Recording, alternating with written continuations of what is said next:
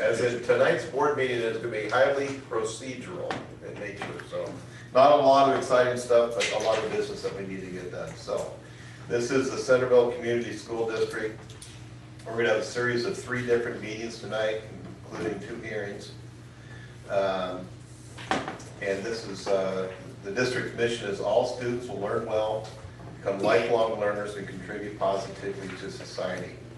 The 3 meetings that we're going to have tonight are the FY23 budget amendment hearing.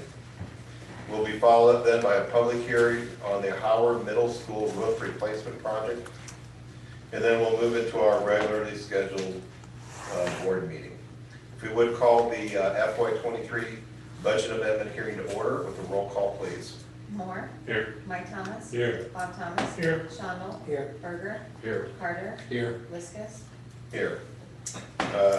We need to approve the agenda for the FY23 budget hearing only. We'll do each agenda as we go along. Motion to approve.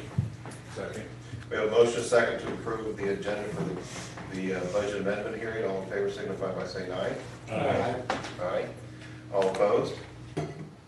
Okay, presentation of the budget amendment information to the board. Nothing's changed since the last time. The increase is due to expenditures related to ESSER, the early notification payments that we approved, teacher salary supplement balance payouts that the state's requiring at the end of the year, increase in the transportation costs due to the 3 traverses that we purchased, and just some changes in employee positions that weren't known in May or March and April of last year. I guess for the benefit of some board members who are kind of new to this, this is a procedural thing we do in order to make the approved budget by the board balance expenditures for audit compliance purposes, correct? Right, and it doesn't affect the tax rate. Yep. So Lisa really needs this for her audits. That's coming up, so. Okay.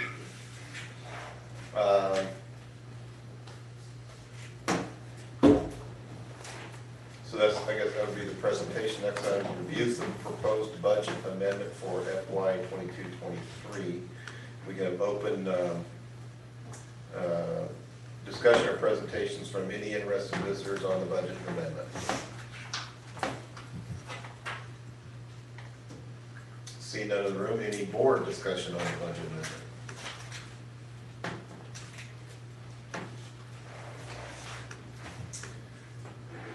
Okay. I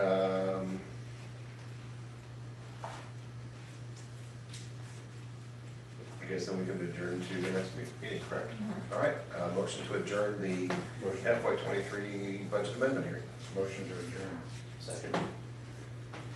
We have motion second to adjourn and move on to our next scheduled meeting. All in favor signify by saying aye. Aye. Aye. All opposed? Okay. Next will be a public hearing on the Howard Middle School roof replacement project. Let's call the public hearing to order with a roll call, please. Moore. Here. Mike Thomas. Here. Bob Thomas. Here. Shondell. Here. Berger. Here. Carter. Here. Liskus. Here. We need to approve the budget for the, or, I'm sorry, approve the agenda for the public hearing. Motion approved. Second.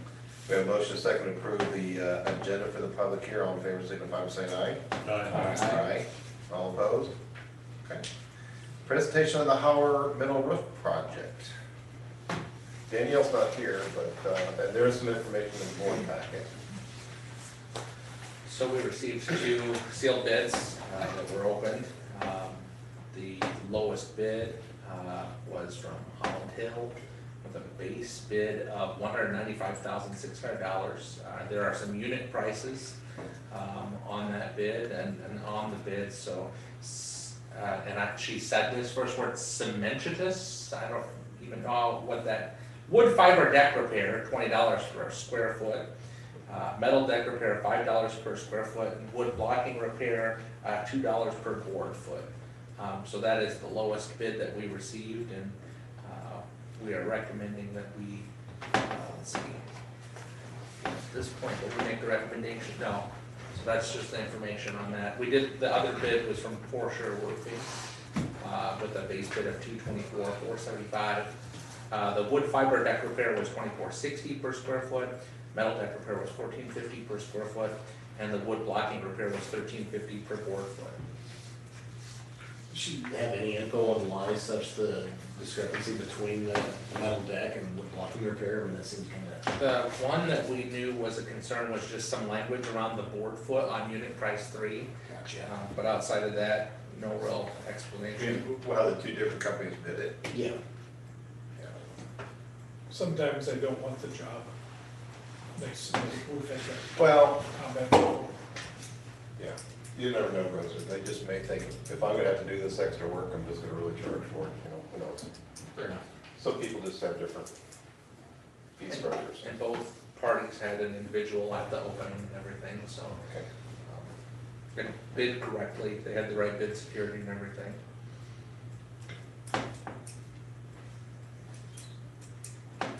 I guess any questions on the presentation and we're not gonna vote on it right now, we're just in public hearing, so.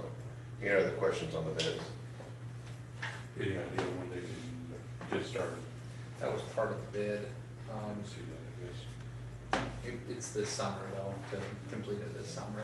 Do you remember what we Well, got? because we have to have the asbestos meeting first, and I'm trying to coordinate that with site services, and we're hoping we can get them here the 8th and the 9th. That'd be the Thursday and Friday where after school ends, and then on the 12th, Holland Hill would be more than happy to start then. I haven't talked with Holland Hill personally, other than at the bid meeting, but they can, they would be available to start right then.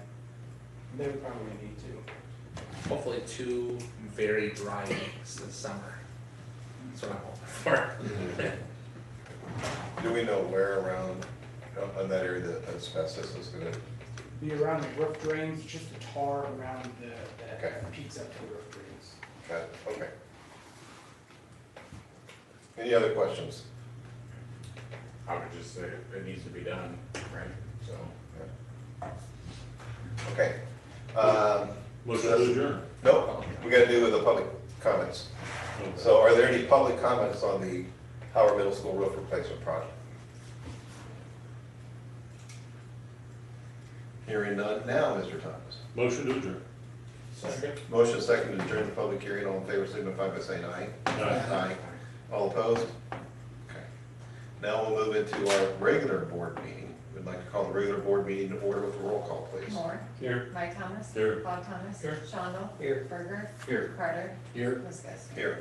I'd like to welcome visitors for a public forum, and for our protocol, I'll go ahead and read the public comment statement. We will now open the floor for public comment. I want to remind all speakers that while this is an open forum for any issue, the board does expect all speakers to maintain a civil tone and refrain from use of profanity.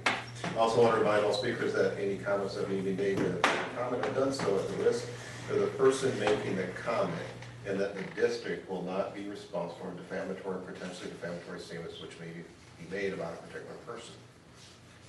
It is the board's practice not to engage or respond to speakers during the public comment section regardless of the topic and or concern. If the board wishes to further discuss or address an item raised in a public comment, it will do so by establishing an agenda at a future board meeting.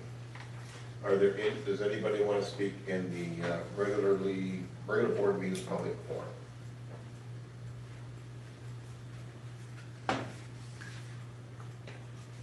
Seeing no public forum comments, we'll move on to approve the agenda. Motion to approve agenda. Second. Motion and a second to approve the agenda. All in favor signify by saying aye. Aye. Aye. All opposed? Next item is to approve the meeting minutes of the previous meetings. There was like 2 meetings worth of minutes in there, the board packets.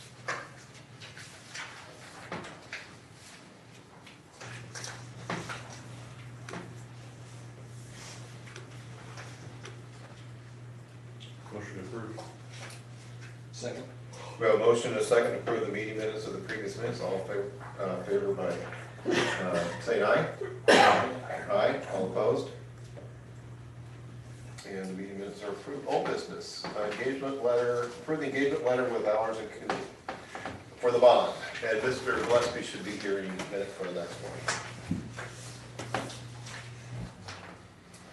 So,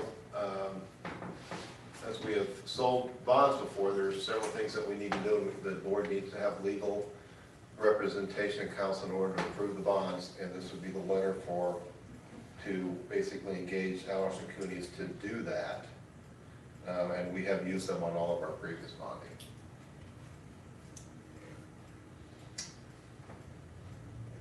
So are there any questions on that? If not, we need a motion, a second to approve. Second. We have a motion, second to approve the letter of engagement with Allison Cooney for bond counsel. All in favor, signify by saying aye. Aye. Aye, all opposed? Good. And that is approved, okay. Matt Gillespie is going to be here at 1:30 today. There was the opening of the bond bids. And there were 3 bidders, 4 proposals, 1 bidder had 2. Matt is actually driving down because he hasn't seen the board in person in a while, so he's gonna walk us through all of that. So what I would like to do is he's gonna be here soon, is just maybe go down and kind of get some of these other things done, then we'll bounce back up, if that's okay with everybody. Okay. So we're gonna set aside right now A and B. We'll come back to those. And right now, we'll take up item C, approve and certify the FY23 budget amendment that was presented in our first hearing. Are there any questions on that? If not, I need a motion, a second to approve that, and this will be a roll call vote. Make a motion to approve. Second. Motion, a second to approve the FY23 budget amendment, roll call, please. Moore, Yes. Mike Thomas, Yes. Bob Thomas. Yes. Shonda. Yes. Berger, Yes. Carter, Yes. Liston. Yes. FY23 budget amendment is approved.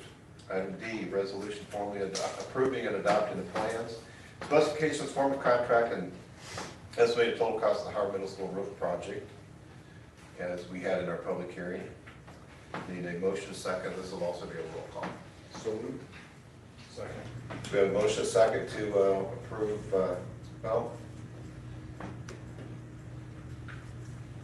yeah, this is the plans and everything, yes.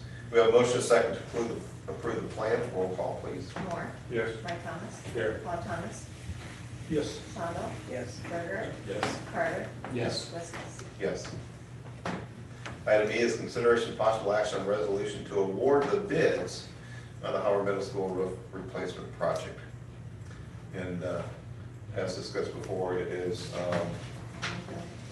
Hill and Holland Hill is the recommendation from the superintendent, and I believe from Aaron also. Motion to approve. Second. We have a motion and a second to approve the bid from Holland Hill for $195,600 for the bid on the Howard Middle School roof project. All in favor, or I'm sorry, roll call, please. Moore, Yes. Mike Thomas. Yes. Bob Thomas. Yes. Shonda. Yes. Berger, Yes. Carter, Yes. Liston. Yes. And what a perfect time for Matt to roll in before we get into the board policies. You can stay for that. No, I don't know. Sorry, I'm late. If you did get to me earlier, I apologize. That's okay. Welcome back. Thank you. Good evening. I think this copy, the packet, there's a lot of information in the packet that we're not necessarily going to go through tonight that's not directly related to the bond. And there's some other things that I didn't have time to get updated, otherwise I would have eaten them later. But I will send those to you in the next few days, and Lisa can share those with you. So I think on the first page of the packet that you do have, you should see the timeline. So we're going to go through the bids that were received here in just a moment.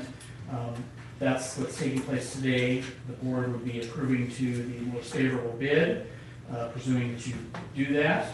At your meeting on the 22nd, special board meeting, and if it needs to be the 21st or 23rd, if that's okay, just let all of us know if you do need to change it. It will not need to last very long unless you guys have other items that you need to take care of.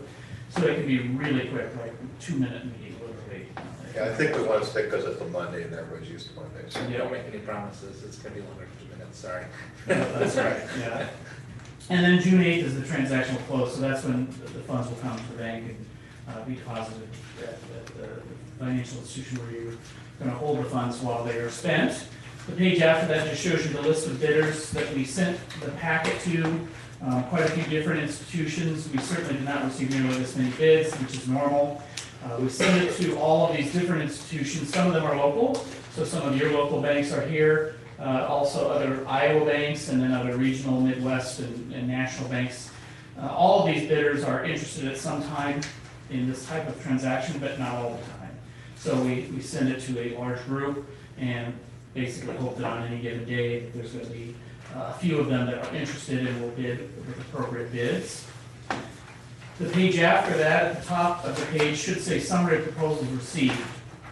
So here you see those that were received. So we received 4 proposals, but from 3 different institutions. JP Morgan Chase Bank gave us 2 proposals, and they did choose themselves to limit the final maturity. So we offered on your behalf for them to bid on a bond schedule that would be extended out through 2037 to lower the annual payment, and they cannot do that type of a structure. The bank will not bid on something that's longer than 10 years. So they just voluntarily chose to restrict that to 2032, and it just so happens that that's possible for you. Some schools, that would not be possible because they couldn't afford the payment. It's a larger payment, but it's a much shorter period of time, so you pay a lot less interest, as you can see there. Of their proposals, one of them, the first one, the lowest interest rate that you see, 3.71, that low interest rate comes with the bonds being not callable, which means you could not pay them off early. Now, sometimes that's okay, and actually you have accepted bids like that before, because the interest rates are so low that it was really unforeseeable that you would ever pay those bonds off early. There's just not a reason to do that. And you have other bonds also that are callable, that become callable at various times.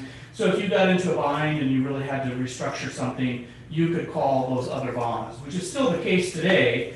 However, the interest rates have risen, as you're obviously all quite aware of.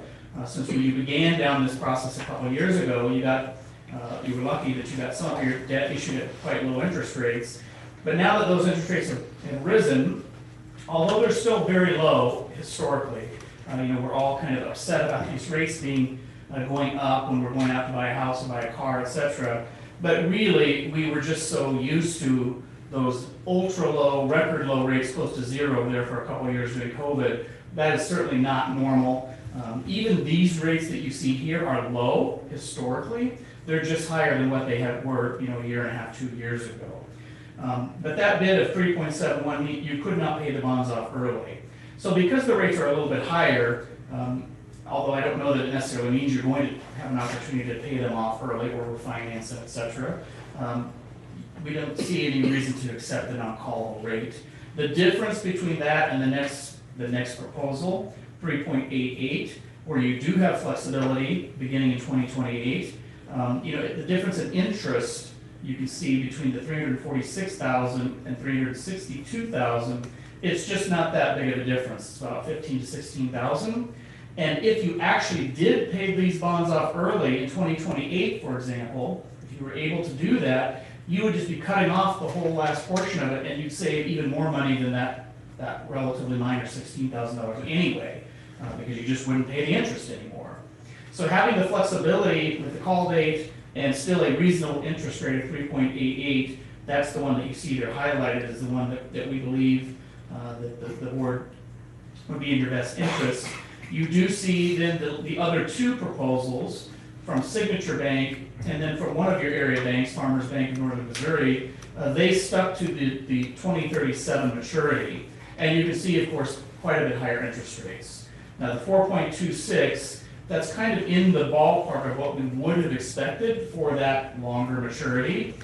The 4.99 is not. That is significantly outside of where the market would be, and that was coming with a non-callable call feature as well from Farmers Bank, although that bank in particular is typically quite friendly, and you have some debt outstanding with that bank as well. So if you go to the next page, we made the presumption that the 3.88% rate was the most favorable. That's up to the board to ultimately decide here in just a couple minutes.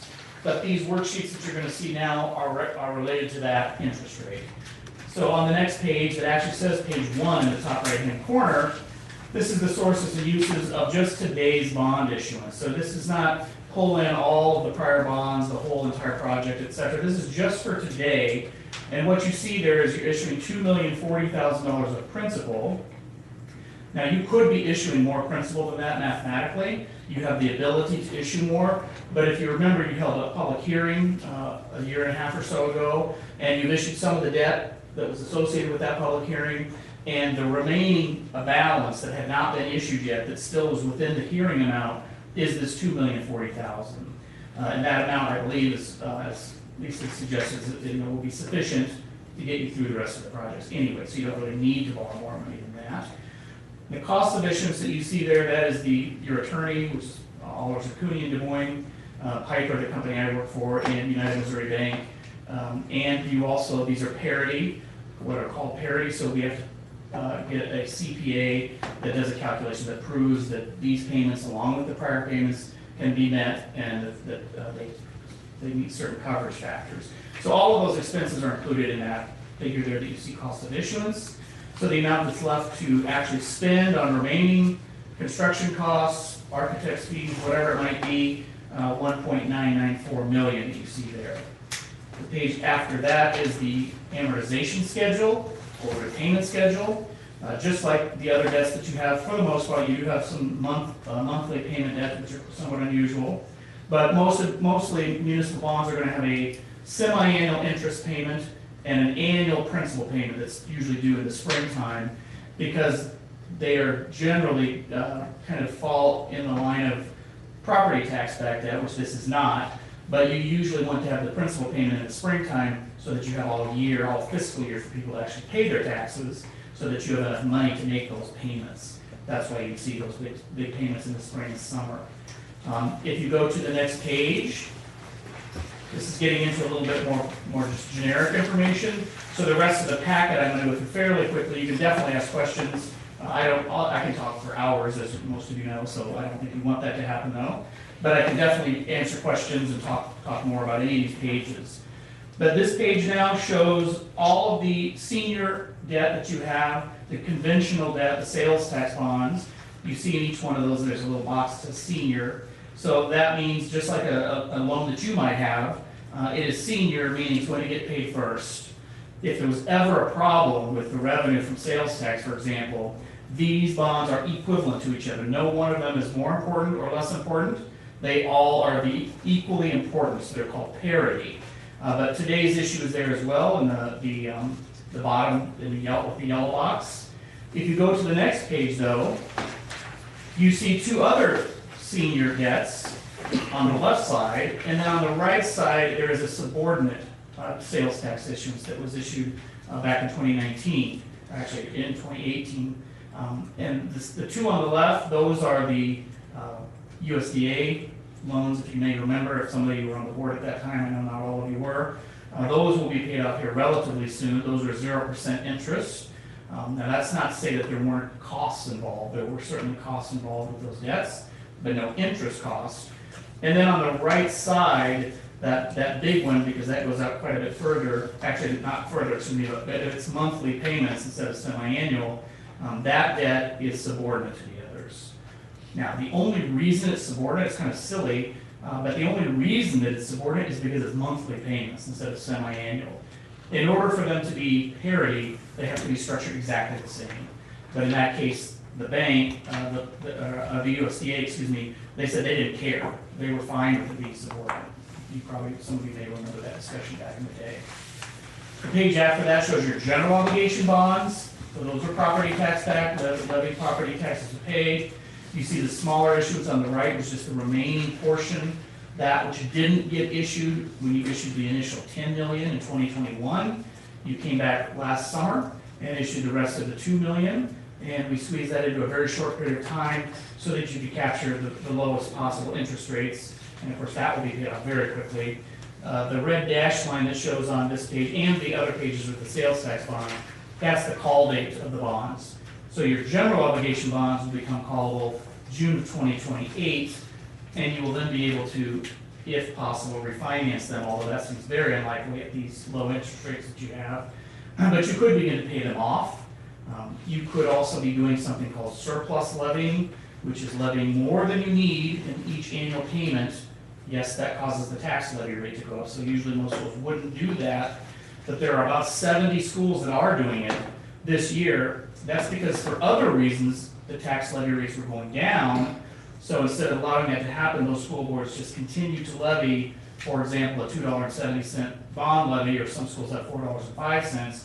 The extra amount that's levied is called a surplus levy, and you use it to pay the debt off faster. So it's ultimately saving your taxpayers usually a lot of money in interest, even though you're kind of artificially holding the tax levy rate higher temporarily for a shorter period of time. That's something the board can discuss each year as you're doing your budget. You may do it sometimes, you may never do it. You can do it one year, not the other. It's just kind of back and forth as an annual decision. Page after that shows who's paying property taxes in the school district.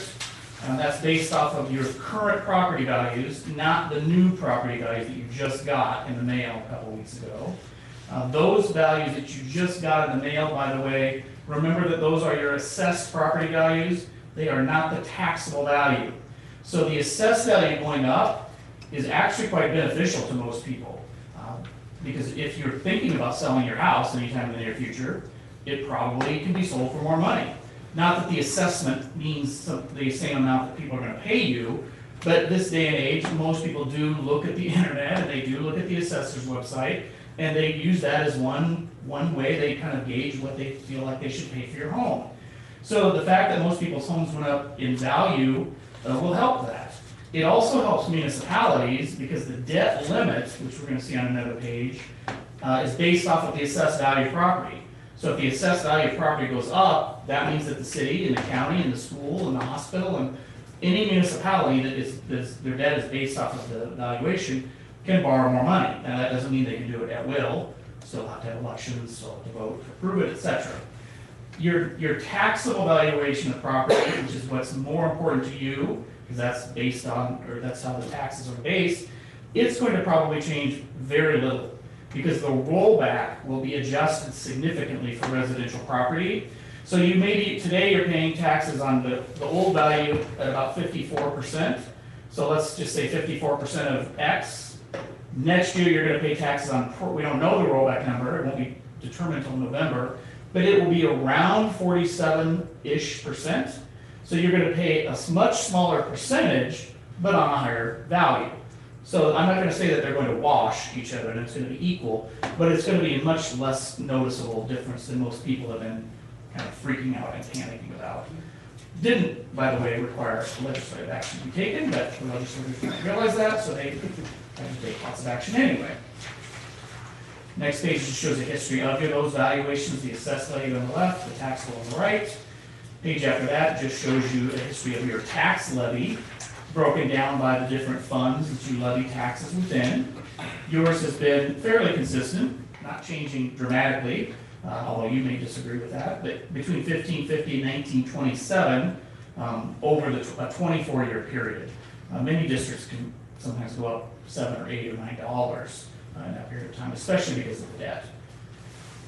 The page after that, this is showing you the debt limit. So this was actually a potential problem for you issuing all the debt that you needed to get through over the last couple of years, because you were getting up close to what this constitutional debt limit is. And it's not unusual. There are several schools around the state that are in that situation, that are in a major building phase. But you can see now that the valuation has increased. This is not the new assessed value. This is still the 2021 that's used for the current fiscal year. We're still in here for another 2 months. So your assessed value, $556 million, 5% of that is the limit for all municipalities. So this district cannot have more than $27.8 million of debt of all types combined, outstanding. And counting the bonds today, they're included in this figure here. You now still have, I know it's still for some people scary, but you still have $1 million in legal capacity. Now that's going to grow significantly very quickly, because not only is your assessed value going to go up because of this residential spike, but you're also paying off debt that you have, we hope. At least it better be doing that every year. So the value keeps going up, the amount of debt you have keeps going down, So that keeps opening up a wider and wider amount of debt that you could issue. Although I don't think that you need to issue more debt. I don't think that's your plan now for, Yeah, if I can say, that's what, if you go back and look at some of these schedules they put, we've talked about 2028, 2030 is really, the district starts to really open up yeah. and kind of the phase is over.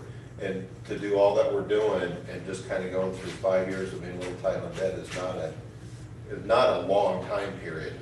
No, it still certainly makes people uncomfortable sometimes because nobody likes to be in that significant amount of debt. But it's again, not unusual, and you will have grown out of that tightness, so to speak, very quickly. So you won't have this kind of uncomfortable situation or feeling where you're at the limit and, you know, what if you needed something or what have you. You'll be in a very good situation much quicker than you thought. So that'd be good. Down below just shows you different levies that you could have, what they would generate. The page after that shows fiscal year 23 for anybody that's a new board member especially, but some of you board members maybe that haven't been paying attention, not that any of you haven't, of course, but this is showing you all the different funds of the district. Can you borrow against them? Can you not? What are the purposes? Do they require elections, et cetera, et cetera? And this is based off the dollar amounts that you see in the two columns to the left. Those are fiscal year 23 numbers.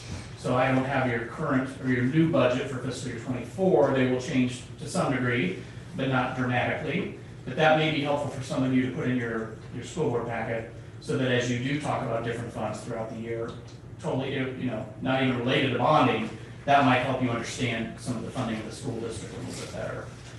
Do interest rates matter? Yes, of course they matter. I talked about this little table before with you, so I'm going to skip it. Again, you can ask me to come back and talk about any of this stuff though. The page after that, I'm also going to skip, but I'll tell you what it's about because some of it might be interesting to some of you. There is information on there about TIF. So the city and the school, or excuse me, the city and the county can use TIF, tax increment financing.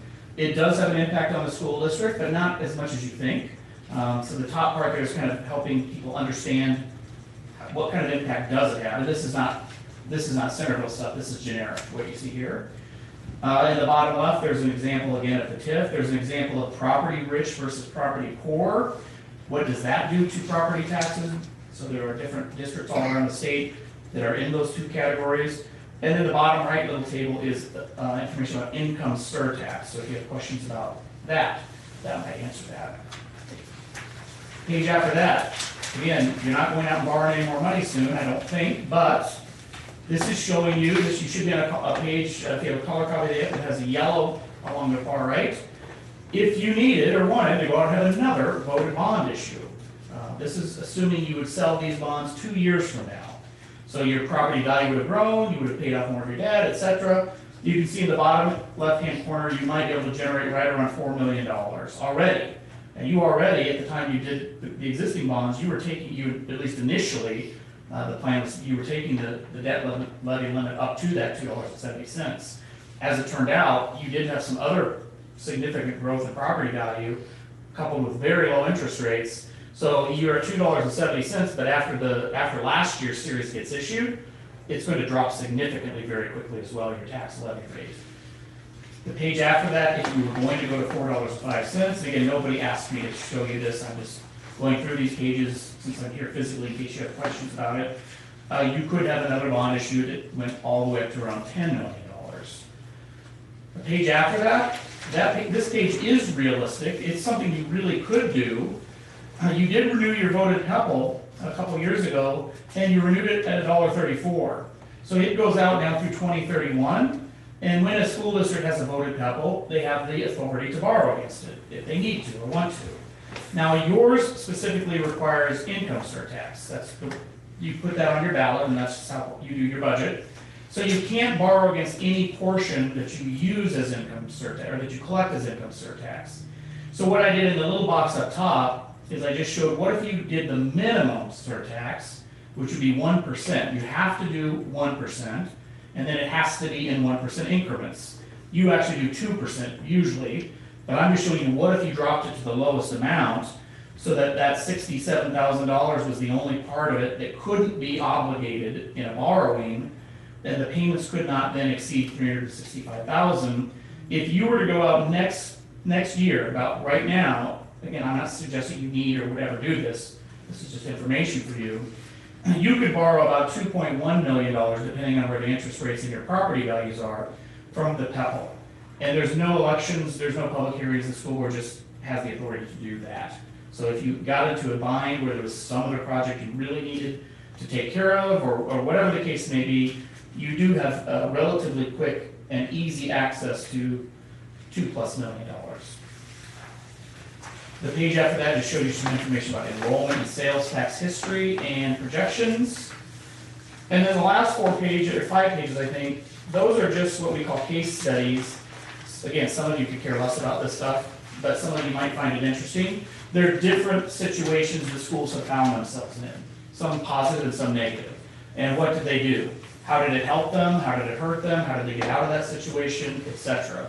So you can come back if you want and just kind of look through those. It might be of some interest to those of you that are planning on being on the school board a little bit longer maybe. So that was, again, more information than you probably really wanted to see. This is great stuff. Absolutely. I think it's great stuff. And there is a cash flow that can have your sales tax and PEPAL revenue. That's actually probably the most important thing, but I didn't have time to finish it. I got almost the way finished and I realized I was late, so I had to leave. So I will be emailing that to you guys in the next few days. And again, the board members, you may not use it that much, but I know that between Lisa and myself, we use it quite frequently in the district. So, any questions about the bond issuance today, the bids, or just the other generic information that's in there? And we'll answer your questions, and then eventually, if I think that option B, the JP Morgan Chase option B is what you're agreeing, then I'm gonna lead you through the resolution so that nobody has to think about what they need to do and make a mistake, and then we'll have to have a roll call vote, Lisa. But before that, any questions? So earlier today, when we opened these up, Mark and Lisa and I were all looking at them. Matt walked us through us and he asked which one, we all had the exact same answer, which ones we thought would be best. So there was unanimous between the 3 of us. That was, we think it's important to have the callability to pay it off early and willing to pay the $16,000 premium in order to potentially pay it off early and save the district a bunch of interest starting in 2028. Especially when paying it off early, could save that $16,000. Yeah, I think, I don't remember the number, but it was, I think it was like 45,000 or something like we paid out. So it would be saving way more than the 16,000 anyway, if you paid it off early. We think it's worth doing that, so. Yeah. Any questions on it? Okay. Then I'm going to lead you through the resolution. I'm going to paraphrase it. That is acceptable for me to do. One of you board members needs to simply so move what I say, and another one of you just needs to second the motion. So let me back, this is going to be on our agenda item. This should be, we've got to do A and B. So we've got to consider financing proposals open and reviewed by the superintendent, secretary of the school boards, and placement agent. Yep, that's actually what we just did. Right. That was just me talking, It says basically. that there needs to be a roll call on Oh, this? No. Sorry. Okay, all right, just want to make sure, at least they have roll call. No, that's what I right. wanna make sure. Okay, It's confusing. The attorneys that's okay. explain it very So well. now we're on item B, just for people tracking the agenda. Yeah. Go ahead. So, the resolution before you is directing the sale of $2,040,000 of school infrastructure, sales services, and use tax revenue bonds, Series 2023 to JP Morgan Chase Bank of Chicago, Illinois. So moved. Second. We have a motion and a second to direct the sale of approximately $2 million of school bonds as per the resolution read. Roll call vote, please. Moore, Yes. Mike Thomas. Yes. Bob Thomas. Yes. Shonda. Yes. Berger. Yes. Carter. Yes. Liskus. Yes. Okay, that is all the action you needed today as far as that goes. I know I went through it pretty quickly. If you board members do have questions, if you think, sit back and look at this stuff for a little longer, or if people in the community ask you questions you're not sure of the answer, definitely, let Lisa know. She can generally find me just about anywhere I am around the state. We want to make sure your questions are answered, and more importantly, maybe that your citizens' questions, if they have any, are answered, all right? Congratulations, you're on the downside for sure of this project. I think it's going to make already probably making your community a much better place. So thank you for having me here. and we'll send those other documents to you in the next few days, all right? Thank you for Thank coming you. down. Thank you. At this point, we have all the money we need to do the high school. That's a good thing. Now we're gonna go talk to Albie and see what they can do. Well, They're a little bit further behind than you guys. Oh, yeah. we just know you came to us first. Well, I've been talking to them for a long time too, but they just don't have voters that would approve Tonight. anything. Like- No, tonight, you Oh, came to tonight, us yeah. first tonight, so That's right. thank you. Hey, have a good one. Thank you. You know, we are very fortunate that the community did support us. It is, Yeah. yes. You know, it is, go ahead. No, I mean, That's it. but we presented it well, and we took a lot of time with it. I think, it speaks well of the community. Yeah. To be able to do what we're doing over a 5-year period in this community is absolutely amazing. And it is, and you're right, to have the community support on the GO bonds, but also for just all the fiscal management over years to be able to do this with the saved money. Yeah. Because this is money that is not property tax payable. This is all coming from sales tax. Yeah. So, yeah.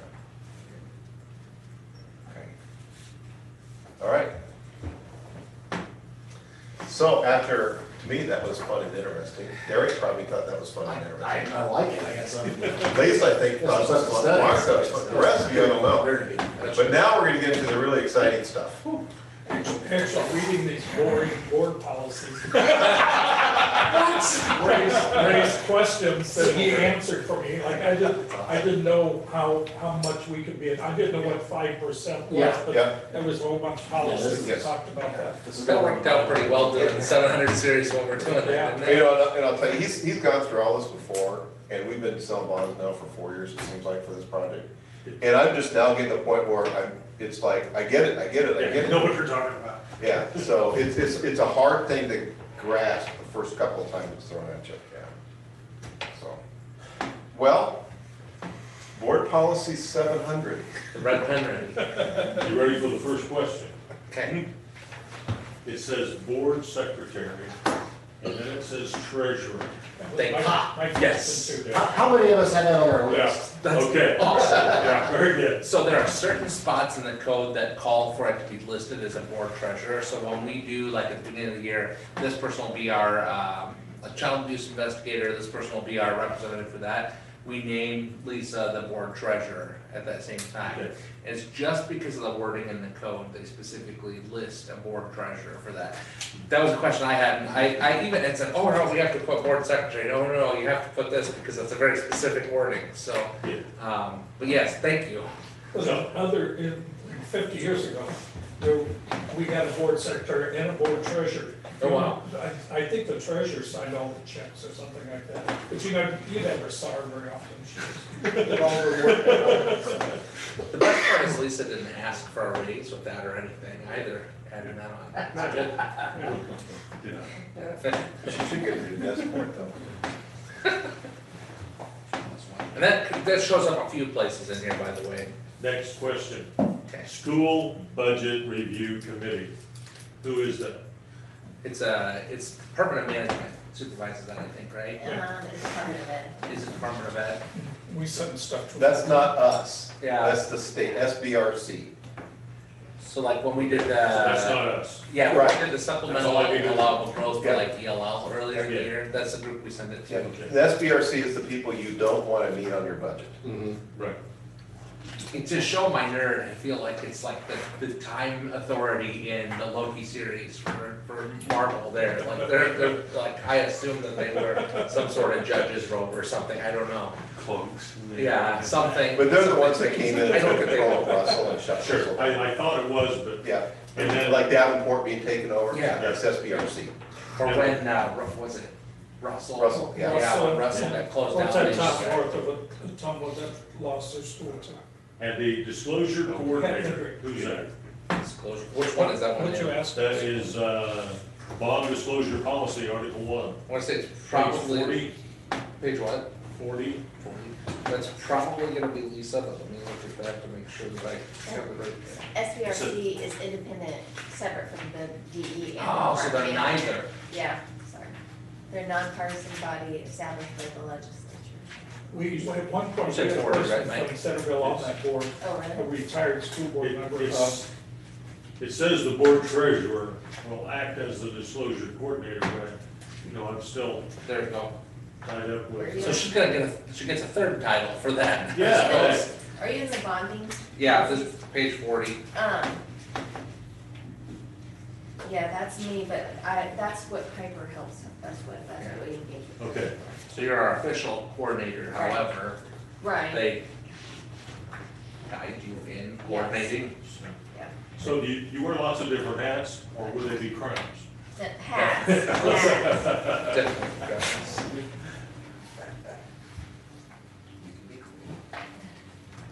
And I didn't understand that all of these companies that we can't do business with. Is that under the federal, I think so, yeah. let's see, was that? What page are you on there? You know, it doesn't have a page number. School policy number. Yeah. Is, purchasing, bidding, and using federal funds in procurement. Oh, is it on department of vendors, maybe? Yeah, because it's like Hawaii. Yeah, Yeah, so it's, if you do federal, if you have federal funds that are certain, companies that they've deemed to be a security risk. So that we have a can list use. that we go over, I guess. They have a list, we just have to check to see if Okay. one of our vendors is on that list, if we're using federal funds. So like when we do the, The safety. when we use our safety grant money, we have to make sure that those companies don't sell any of the products that are the stuff that we use for that. I think that Hawaii, I don't know how to say, HAUWEI, I believe they did like, cell phones and cameras and things like that.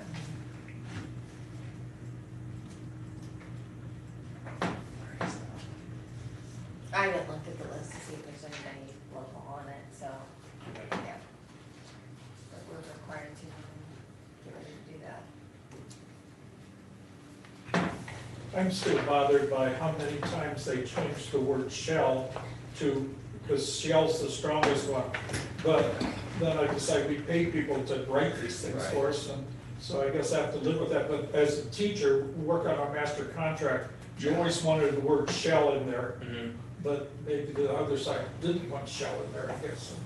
It's the side I'm on right now, I guess. I had a question on the one with the use of cameras. Number, It is, towards the end, the school bus. 712.10. Yeah, oh, I don't know which one I forgot. so the way it reads, obviously this is going towards our profession, the way it reads can't be released.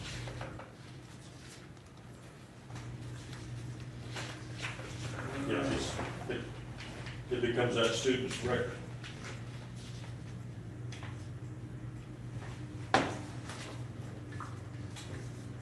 So this is the wording directly from Iowa Association of School Boards. I know that the guidance on video cameras obviously has changed a lot in the last handful of years as that's become a bigger thing. Maybe, which sentence, like which area are you?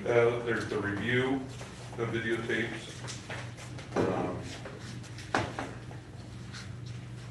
Videotapes on the second paragraph. Legitimate educational purpose. Because a lot of times, in the legal aspect, you need to have that video, or want to try to have that video. And then is it talking about just the student aspect of it, or is it talking about for school bus stop sign violation as well? Right. But this one seems to talk about specifically it being a student record, so that would.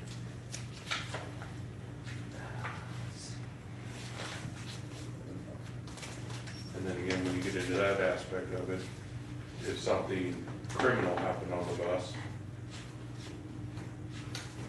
can it be released? I believe this is a mandatory policy, but I can find out what allowances there are for law enforcement use of the footage. Because I would assume that there's probably some legal precedent within the Iowa code that would supersede that for. Again, I guess, I mean, it can always go through the subpoena process. But, I mean, I guess that's not how it's worked in the past.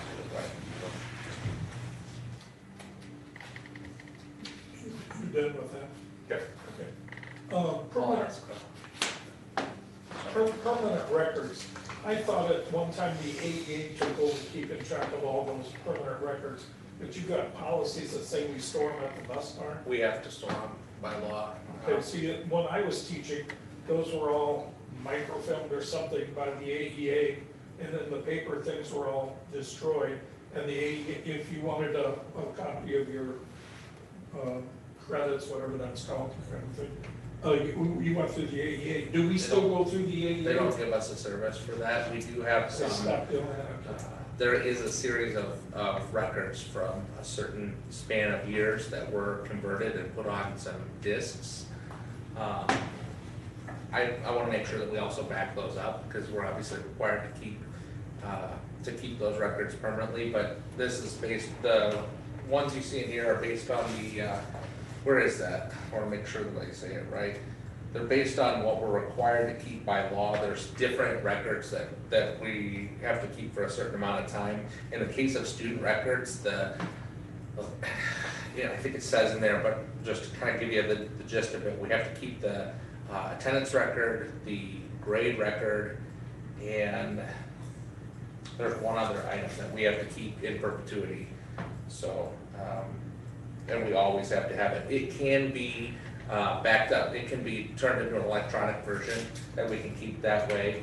We don't necessarily have to keep it in paper, but we do have to have it accessible, so that if somebody would request their permanent record, we can give it to them at any point.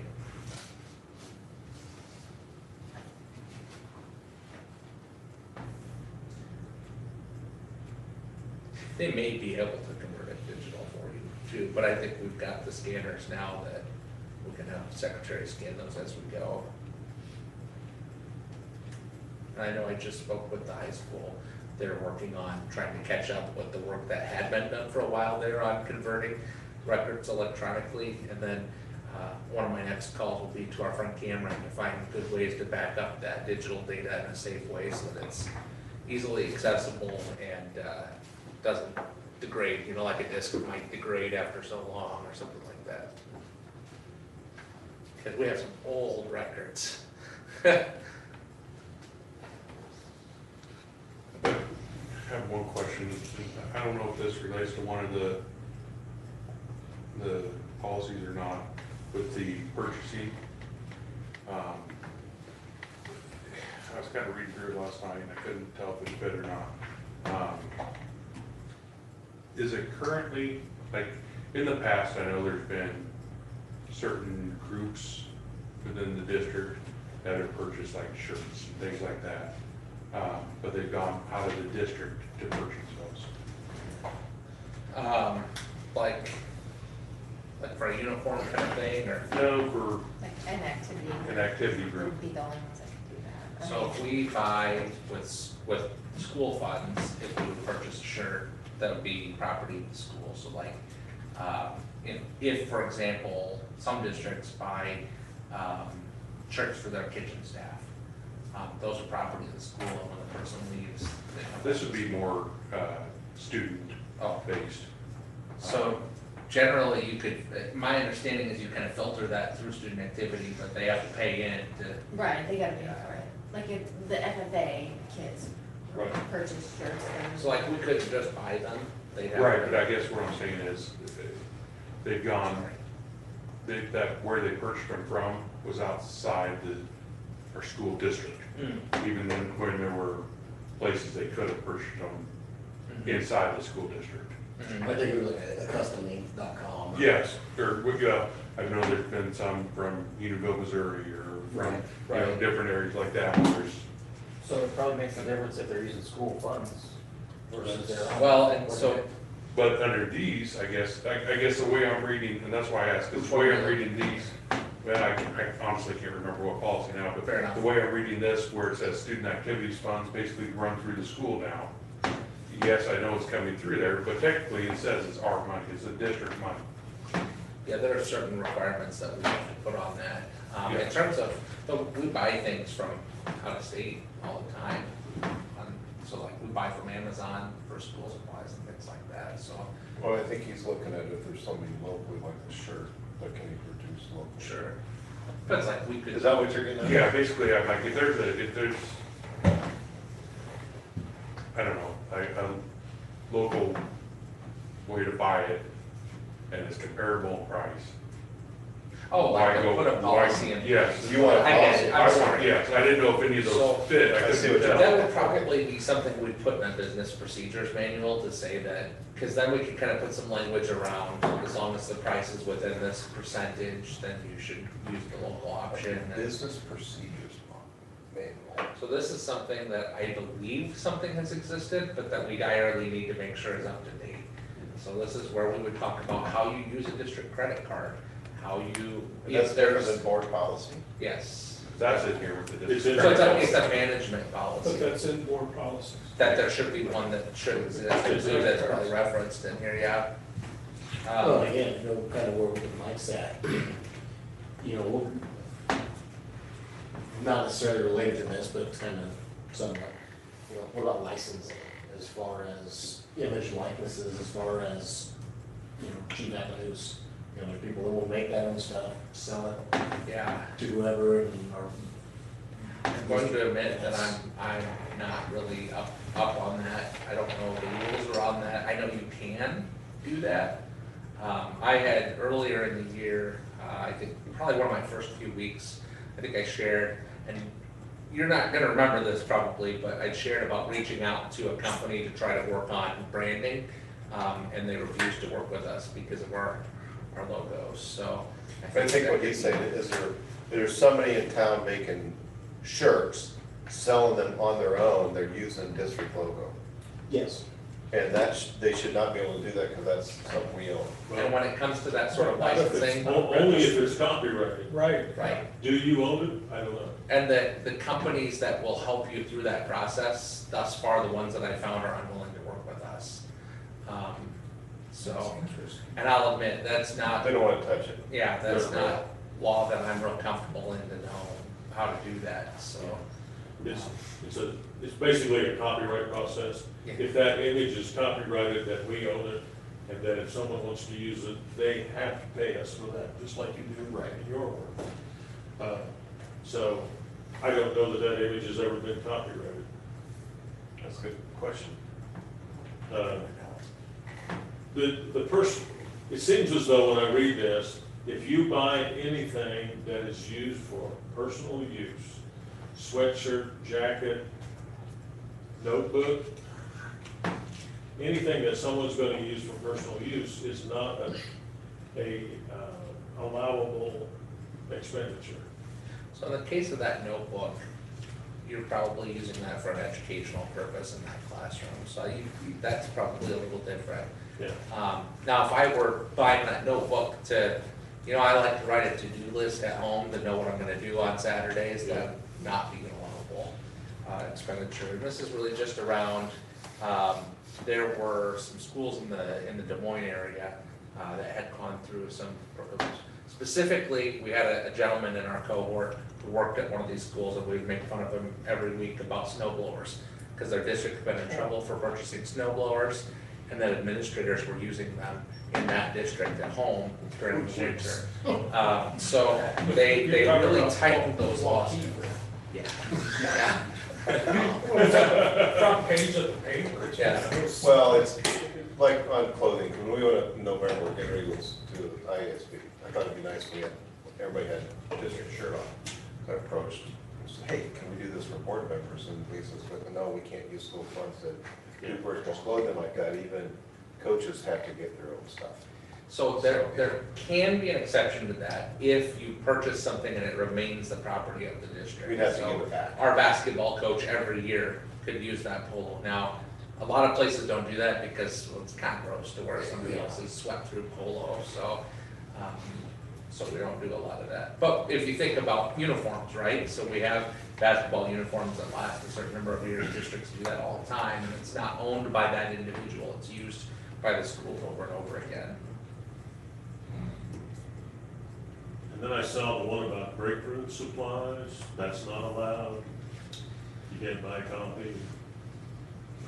We follow that policy. Teachers throw money in their kitty for, Did it? oh, yeah. And we've actually, next meeting, our May 22nd, we do have like one really positive thing coming in, that's the Lakeview PTO. They've done a lot of work to provide things for the Lakeview Teachers Lounge too this year, so we have some groups that are willing to make some donations to help with that. I'm eager for them to get to sit with y'all, they're very energetic and positive, so can't wait to share them with you.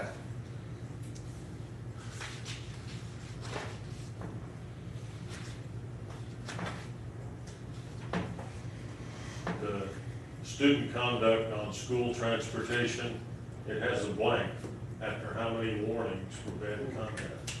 We gotta put a number in there. That is number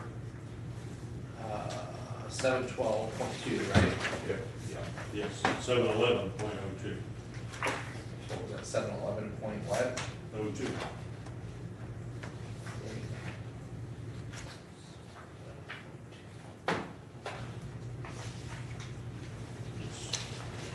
It's 2 pages long.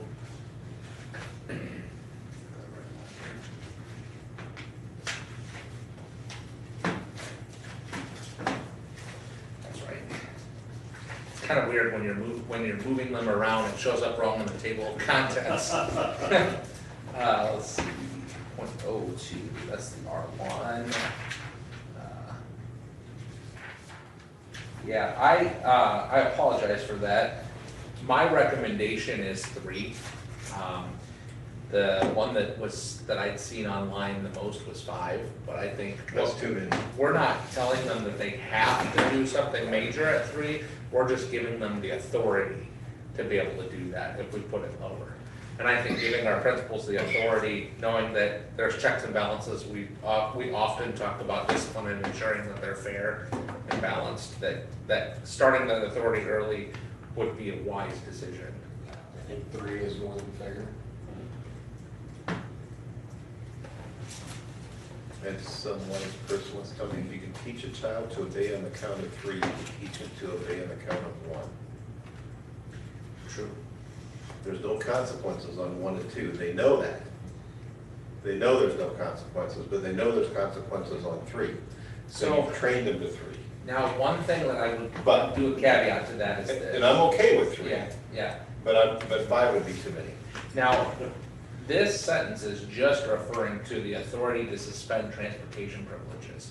That's not to say that if you get in trouble for a certain action on the bus on the first warning, you may also get a school consequence for that. And one thing that I've seen very consistent with our principals that I really appreciate is that they follow up when there's a write-up on the bus, there's something happening at school.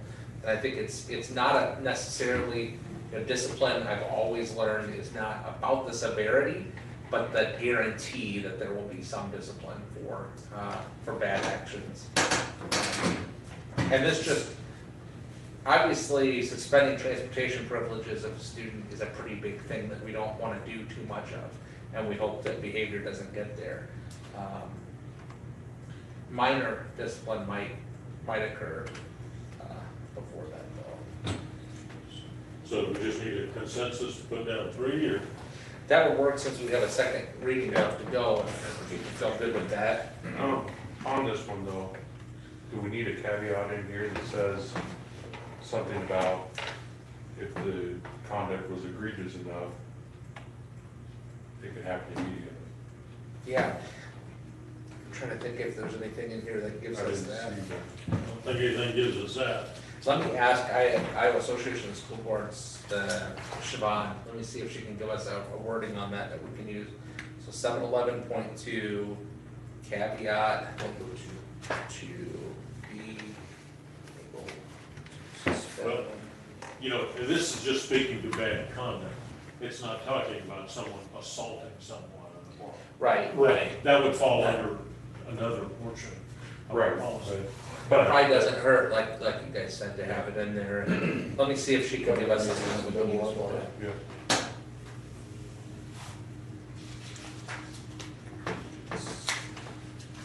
Behavior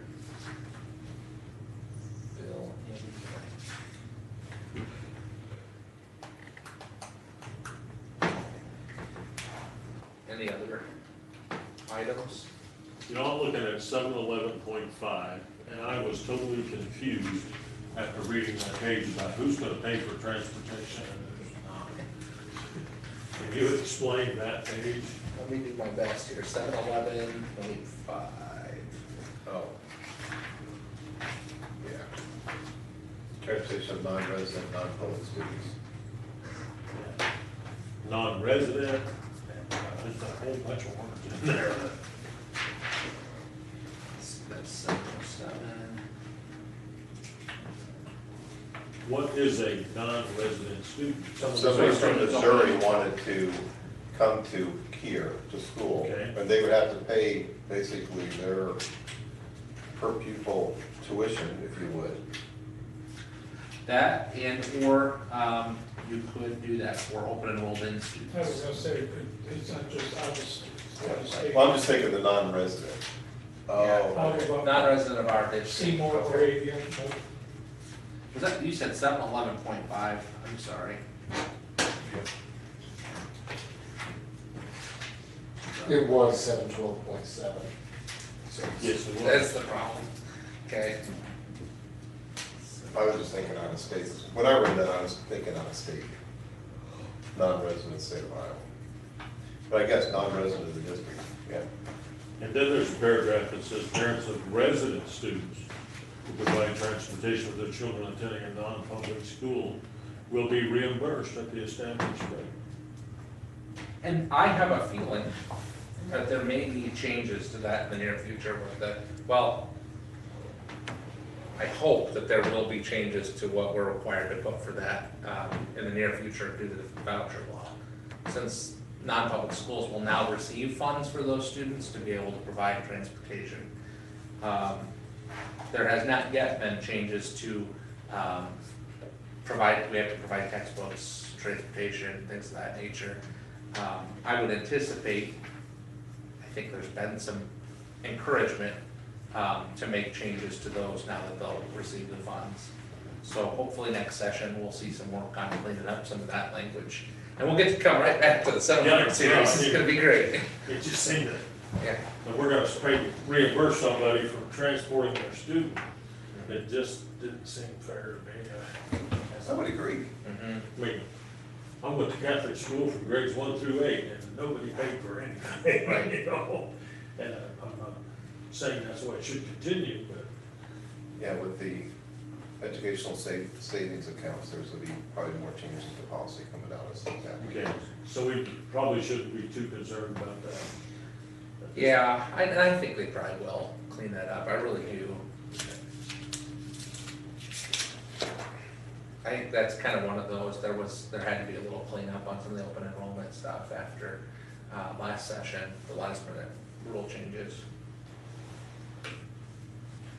I'm gonna go. We got a forum. I gotta go. Okay. Good luck, All right, thank you. Bye. unless you're playing the Brewers, then not good luck. The field is gonna be opened up down here starting next week, because I should be able to just jump over there. That is This is insane. ridiculous. Yeah, yeah, You want to see more? Yes. Okay. Good luck. you got this. The last one I had was it's the use of video cameras on school buses. Okay, what was it, 712? It's, yeah, 712.10. Yeah, we were on that one earlier. Yeah, we were on it earlier. My question was, are students allowed to videotape on a bus? So that is a policy, just in general on school grounds and within, That's not a good conduct, isn't it? and our policy direly needs to be updated on that. That's a topic that has come up frequently in schools recently with cell phones. And I have that slated for one of our next series of policies. I think it's under the student series, which is the Students 500. Yeah, so it'll be in the 500 series where we'll have policy on that.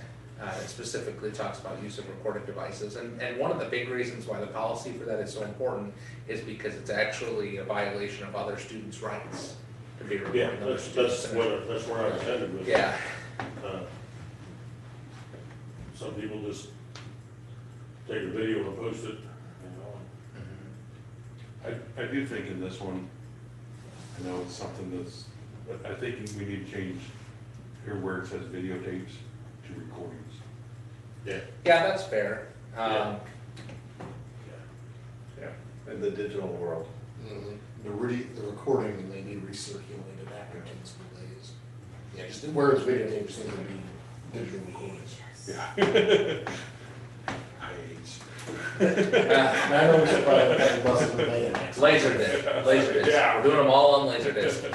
Yeah, and I don't see where that would be any legal concern to not list it that way. They'll get those ones, get them up those ones, point that out to them. So, They'll get those ones to you. you know, been there before. Sure sounds cool to review the videotapes though, I'm not gonna lie.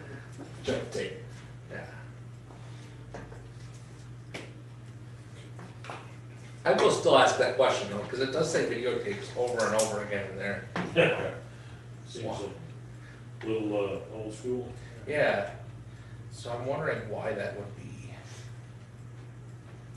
I have a few Siobhan questions. And just for, I guess, my own wanting to look at it, the good conduct policy.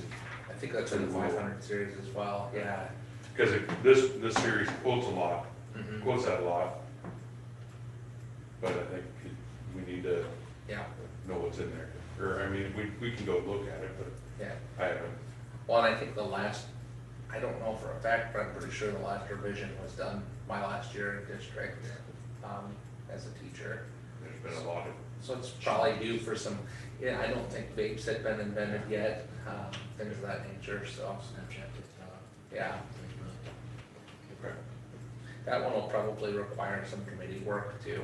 So there's a few items, I think, as we go through these policies that we're gonna wanna convene some committees on. One of them would be good conduct policy. Another would be our graduation requirements. Because I've specifically gotten a lot of requests to review what it takes to graduate with honors.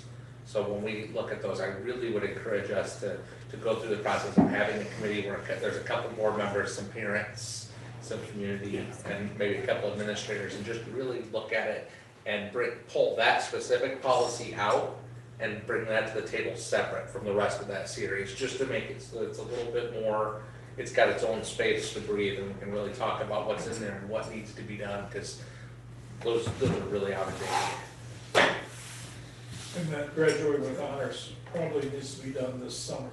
Yeah, summer's a good time, Otherwise, the next year's class will right? be the same situation as this year's. And I think when we do that, one thing that I wanna make sure that we don't set up is where any of our students are currently at the high school have a harder time to graduate with honors because of the fact that we've made the change than they would have had if it was in place when they started.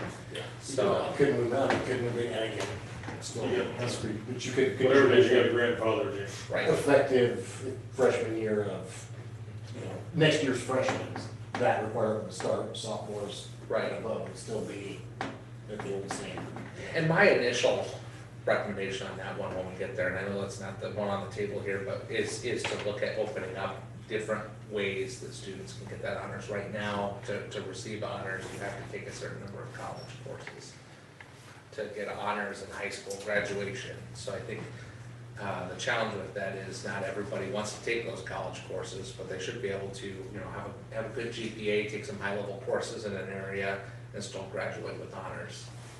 College courses shouldn't be required for honors in high school graduation.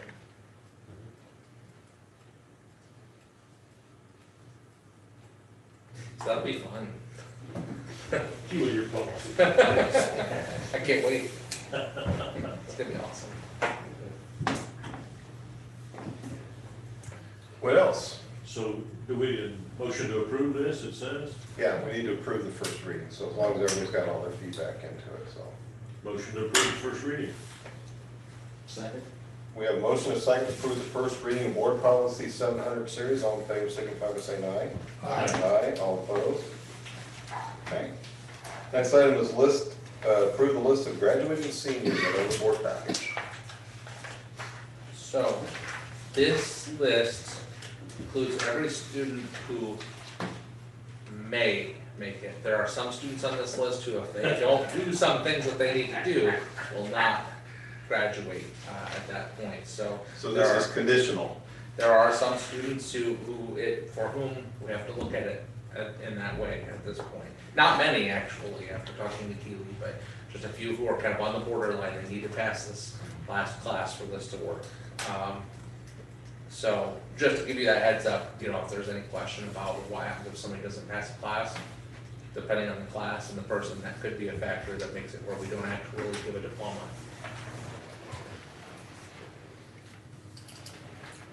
I'm gonna bring it up again, I know it's been controversial in the past.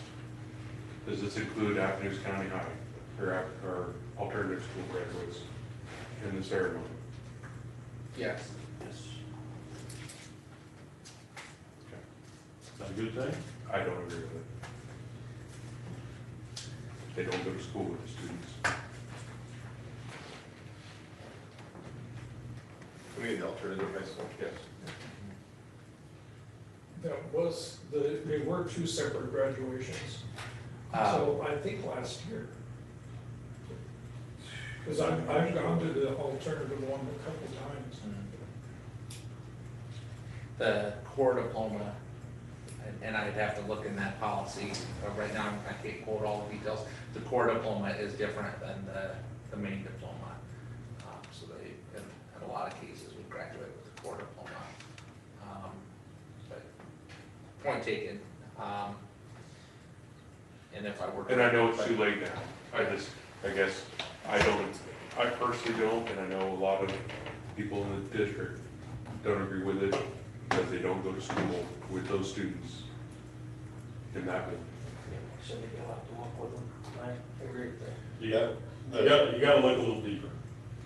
There are many reasons why those kids went to an alternative high school. Conditions that were beyond their control. Okay, it was not their choice in many cases that they attended that. There were many, many factors. I'll disagree with that one. Well, I'll disagree with that one. in my experience with alternative high schools and kids going to an alternative high school, you really have to look at why they're there. But I have no problem with them getting a Centerville diploma. But if I don't like how we've separated, okay? These kids can be in the school, okay? Because I've dealt with this over the years, okay? If you're going to the Athens County High School, you're not allowed to be at the high school. I've dealt with this. Yeah. So if they're not allowed to be there, then why are they allowed to graduate with the kids that went to that Centerville High School?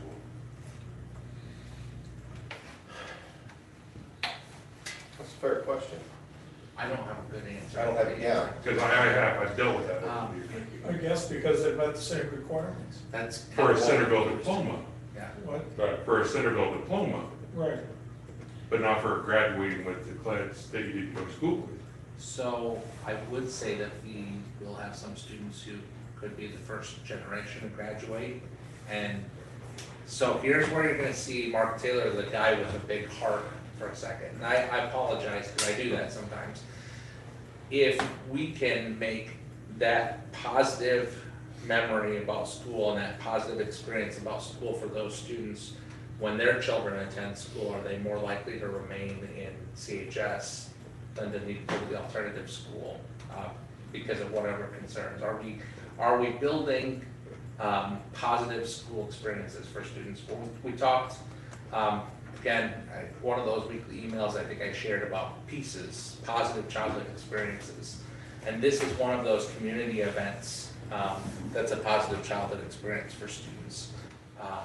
I'm not saying, obviously, whatever the board directs me to do, I'll do, but I really would encourage you to think about many of our students, both at CHS and at the alternative school, have ACEs, have the adverse childhood experiences. And those community ceremonies are one of the things that we do have control over as a school. Now, whether that's doing it all together or doing a separate graduation, but it is something that we have some control over to help flip the script for students who are living in generational poverty. Yeah, I'm just sitting here thinking of it, and what's coming to my mind is a name on the list. Going to alternative high school. And I don't feel comfortable sharing the name Thank you. in this environment, or any details about it, so it'd be identified. But knowing this student's situation at home, I would really like to see this individual walk across and get a diploma, even though they had to go to the alternative high school. It kind of goes to what you're talking about. And I'm just sitting here, I'm hearing both sides of it. I get it. And a name just came to my mind, and I'm just like, it's probably important that student walks. It could be Yeah. one of the first opportunities where they fit in. Yeah.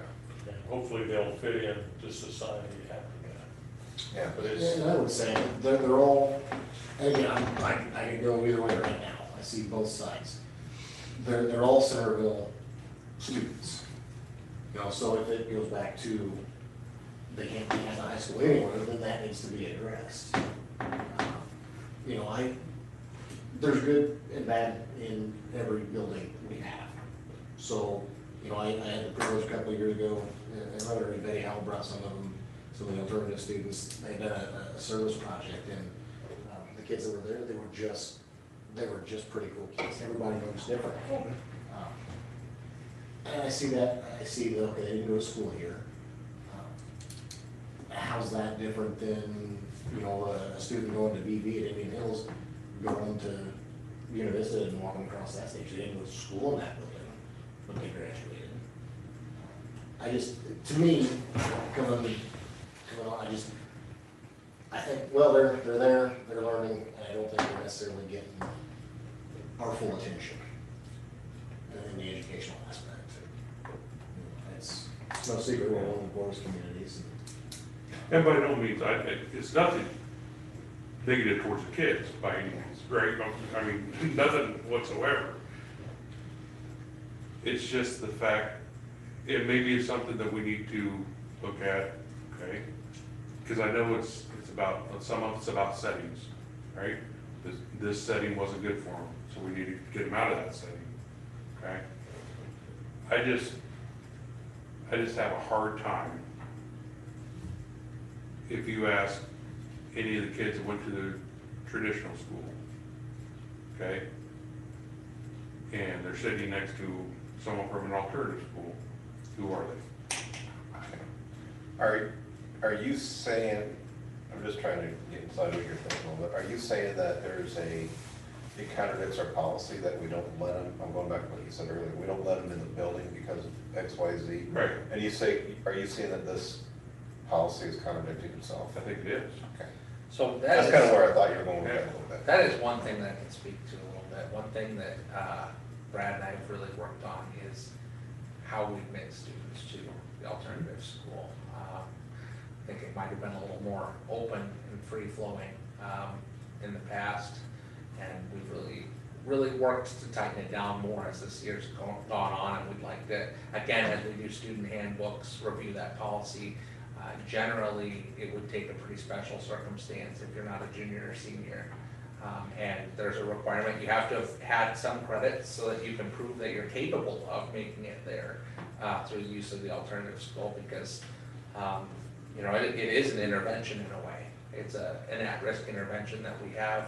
We spend some of our at-risk, and when you talk about that at-risk SBRC thing that we did it earlier in the year, so we use money that we've been given to provide that intervention. And so we really worked to make it not just somebody says, I just don't want to be, I don't want to do it, I don't want to go to the high school. It's based on a circumstance, and that could be any number of different things. And it is our goal to keep reviewing that. You know, some districts have moved their alternative school back on campus in a secluded spot. That's something that's kind of happening around the state right now. I don't know what our future is, given we've got a spot kind of promised to us at Indian Hills when their building is done. But I think there's a lot of work to be done in this area still for us. The good news is we have a really good teacher and a couple very good associates that have worked for us down there. And people who are working hard to make sure that these kids are able to graduate and have their diploma and move on as high school graduates. It's a major factor in why our graduation rate is so high as a district, because it is significantly higher than, what's higher than the state average, and it's in the upper 90s.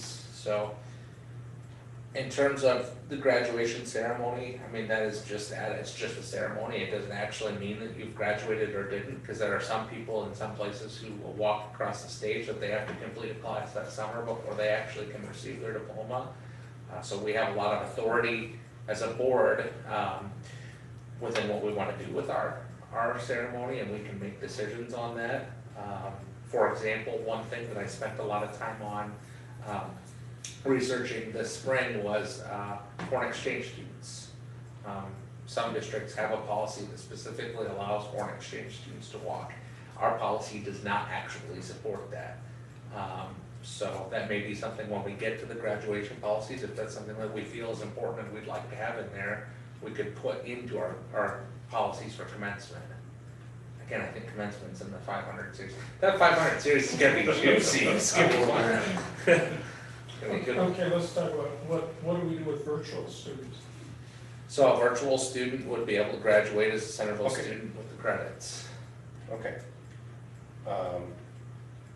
The action is to approve the list. We're talking about policy things. Yeah. So we're getting a little bit off track here. I think it's good discussion, but I think it should be, for the sake of the board meeting, I think we should move this to the when we do the policy review. So, Motion to approve the list of graduating seniors.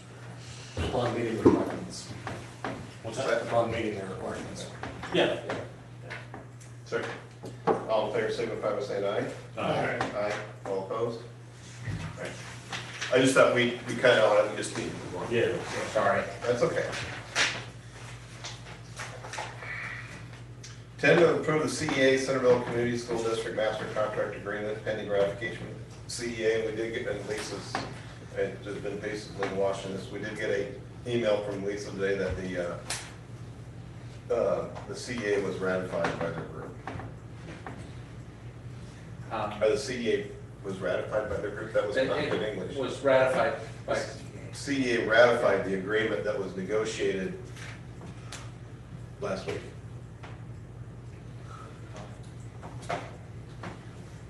We had one evening of negotiations and very productive, very good, positive relations. Really appreciate that to the CA folks. It really was a good compromise for everybody, I think, and just really appreciated the forthcoming nature and the willingness to work with us and be a team.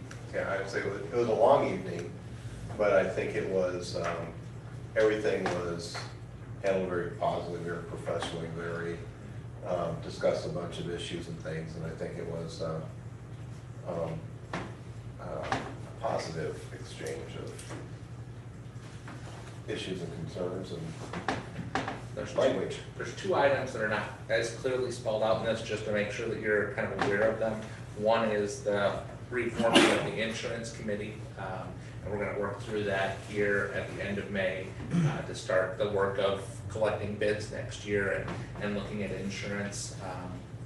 And then editorial cleanup, just changing some, the numbering is off in our master contract as different policies became, when things became illegal with the changes to chapter 20, and as things have changed over the years, we've got like 1, 2, 5, 8, 11 or something like that. So just kind of tightening that down, working on some issues with some specific language around like a pronoun here or I don't know, a transitional word there, trying to fix some of that.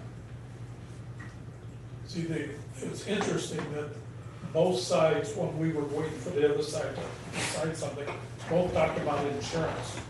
We probably talked an hour probably about that. Oh, yeah. In the superintendent's. And then neither side negotiated insurance. I mean, by law, we cannot negotiate insurance, but insurance is an issue from both perspectives, so.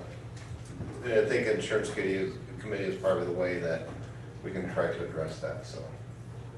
just wanted to make sure I said that on the record. Yes. Nobody tried to violate any law or anything there, everybody was above board.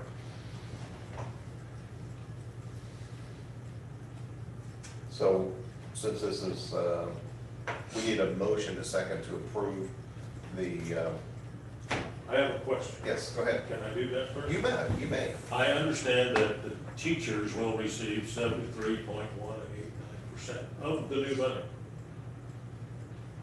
Is that correct? Sorry, say that again? Right. The teachers will receive 73.189% of the new money received by the school district. Okay. And if I leap forward to the administrators, and I take their 33.634, that comes out to be 106.82%. You're right. Not just administrators, everyone else, All other staff. Support staff. all support staff, All support staff. yeah. Yeah, Okay. All support staff what? I didn't. It's It's everybody other than yeah, certified every staff. employee. Okay, Yeah. so, okay, I Administrators. understand. I'm very happy now. Thank you. Okay. Okay, Sorry. you had to do math, didn't you? Yeah, I was just making sure that the support staff was covered.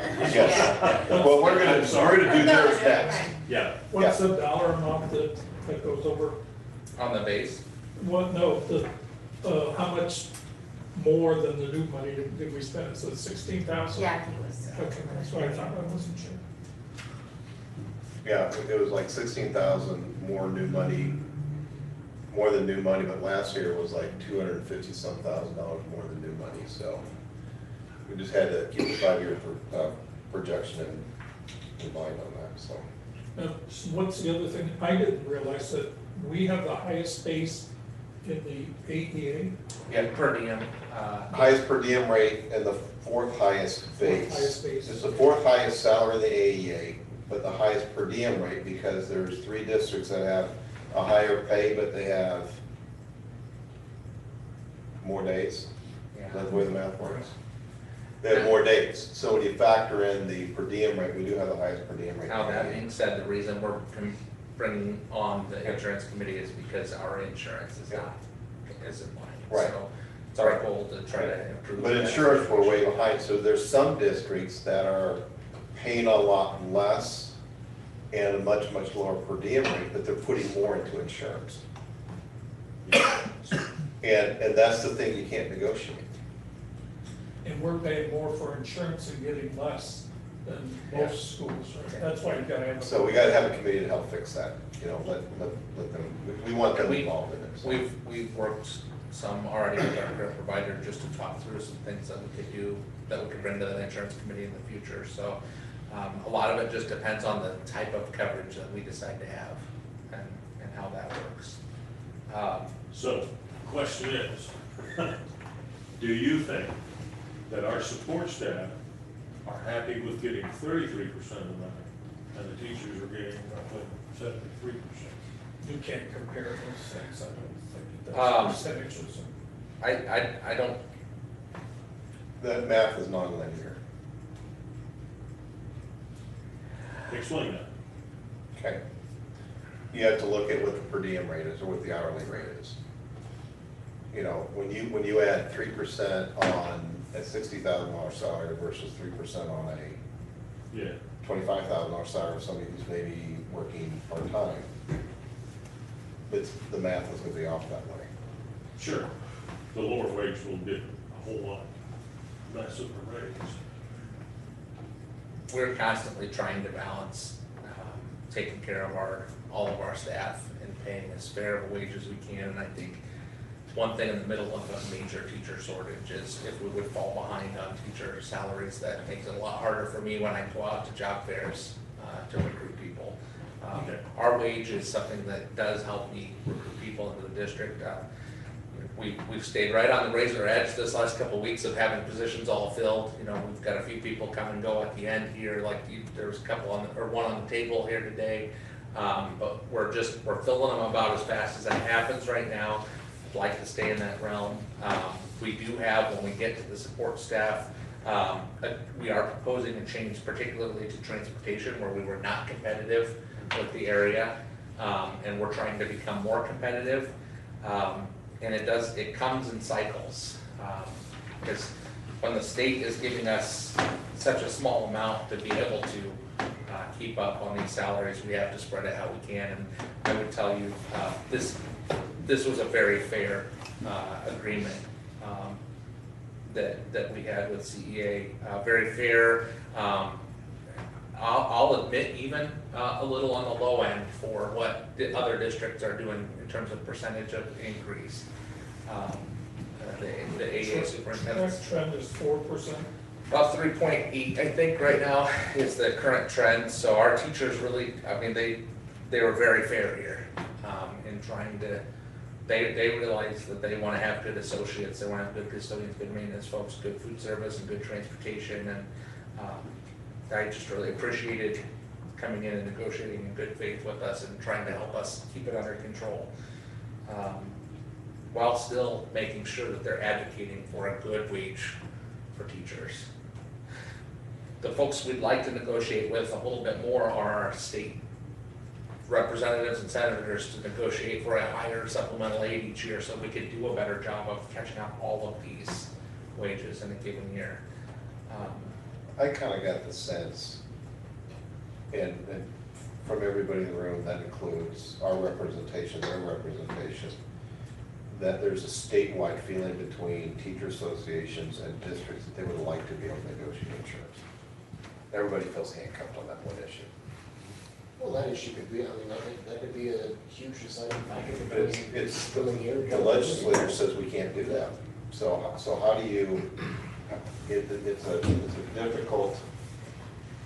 difficult process to go through, because it's like, we only have this bucket of money.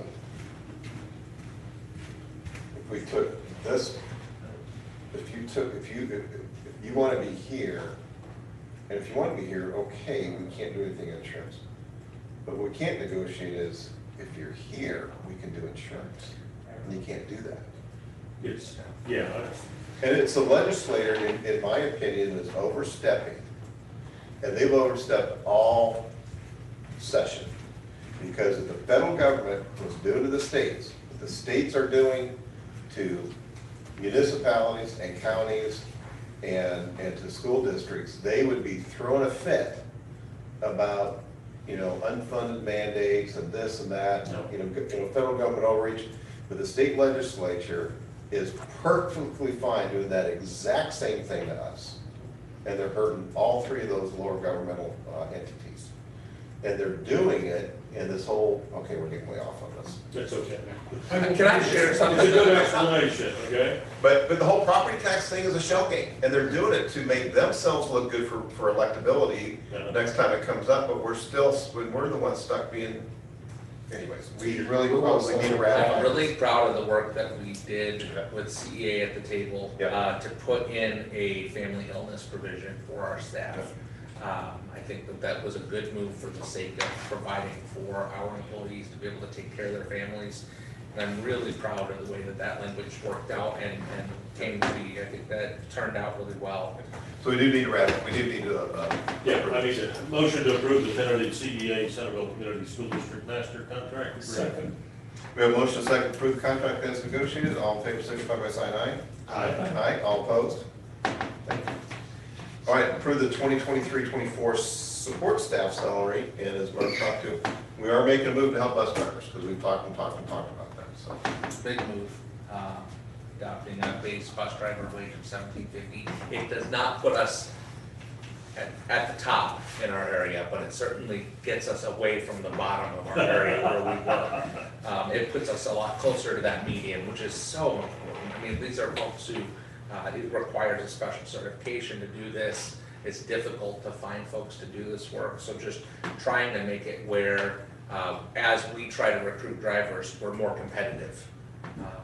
This is a huge one.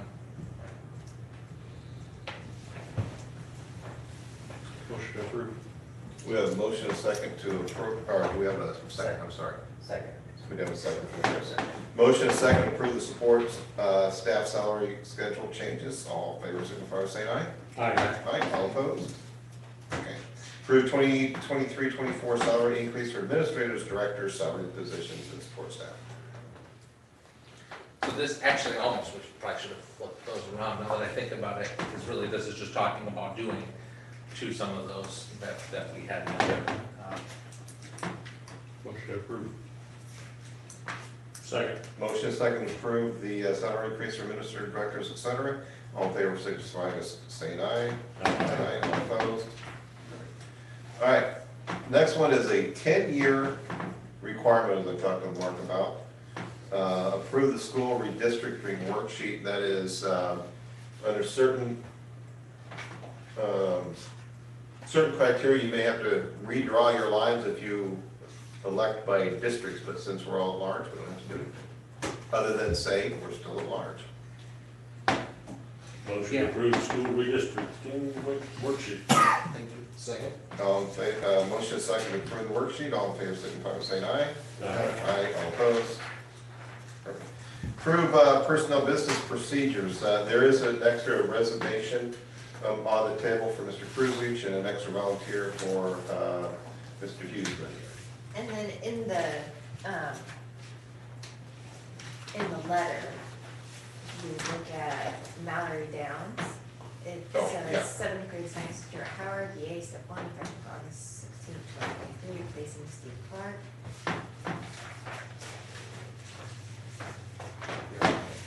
But the second part of that after Steve Clark, oh, yeah. Yeah. All right, okay. Yep. There's a little cut and paste there. Okay, Yeah. so, yeah. It's fixing that. Kimberly Gunter goes up one.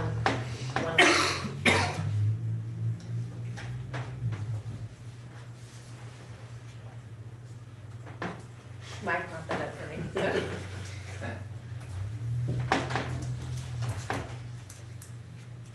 Motion to approve all personnel items as presented. So motion is second to approve personnel business matters. All in favor, signify by saying aye. Aye. All opposed? Motion passes. Board recognition month. Thank you all for your board service. I really do. I tell you, this is, it's been a good year on the board. And I'll just say I'm pretty happy with that. I'll also say we've got as long as we can get the Honey Creek approval on June 27th for the board retreat.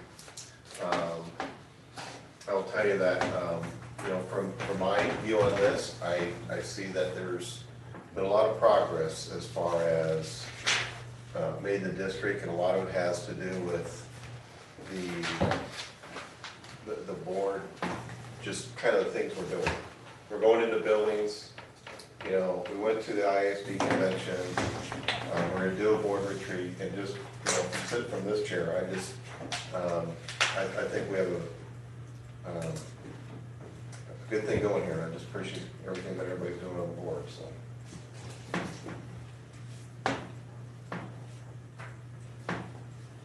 I didn't know what else you wanted to do with this.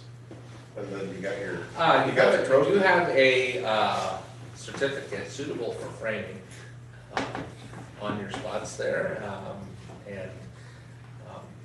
We really appreciate the work you guys put in, seriously. I know with the building of the high school, and well, I know that great work that you did to hire that really cool guy last spring probably required a lot of work as well, but we've had a lot of extra meetings, and I appreciate it whenever I call and say, hey, sorry, we've got to do another meeting. Everybody's always ready and willing to come forward and do what needs to be done. Your community owes you a great debt for your service, so thank you very much for all that you guys do to answer the call. So we ran out of sweets. I did, I ran out of sweets. So mark down June 27th, we'll get that confirmed with Honey Creek,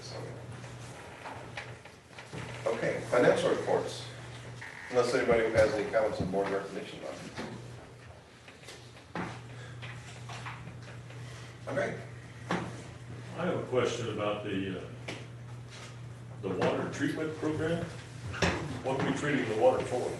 Where are we? We, for HVAC, they have for our boiler systems, the chemicals inside of the Yeah. Okay, for that, yeah. that's fine. For Gary Callahan, is that what you're talking about? Yeah. Thank you. And OPA. I see that, you know, we got our little report here. How are we doing on that food program? I know the contract says that we will, they only guarantee that we will break even. Are we ahead, behind? Well, the year's not over yet, so, You don't know. not at this time. Okay. It's fair question. I do know that I'm really glad to be on the same side as Lisa Swartz, because when a bill comes in, if she disagrees with it, she does a really good job of saying yes and here, and this, and this, and this. So she's very diligent about making sure that the bills are correct and not off because of a staffing change here or there or anything. And I want to plead ignorance over and over. I see the CHS concession supplies. Where do I see where the money came back in? Is that in the budget somewhere? Well, on anything that you get, probably the only place you can see that is, the cash report, revenues and the activity. Okay, so It's, yeah. Are you wanting to see? well, I if just, they make are we money? losing money or are we making money on that? That's actually my, Well, we make money, because that's what pays the negative Activities. accounts at the end of the year, so. But I, Remember when you get that, the list of all the activities and the pluses and minuses and Yeah, negatives yeah. transfer? The concessions makes the money to pay that. makes big sense, yeah, difference. Okay, that's fine.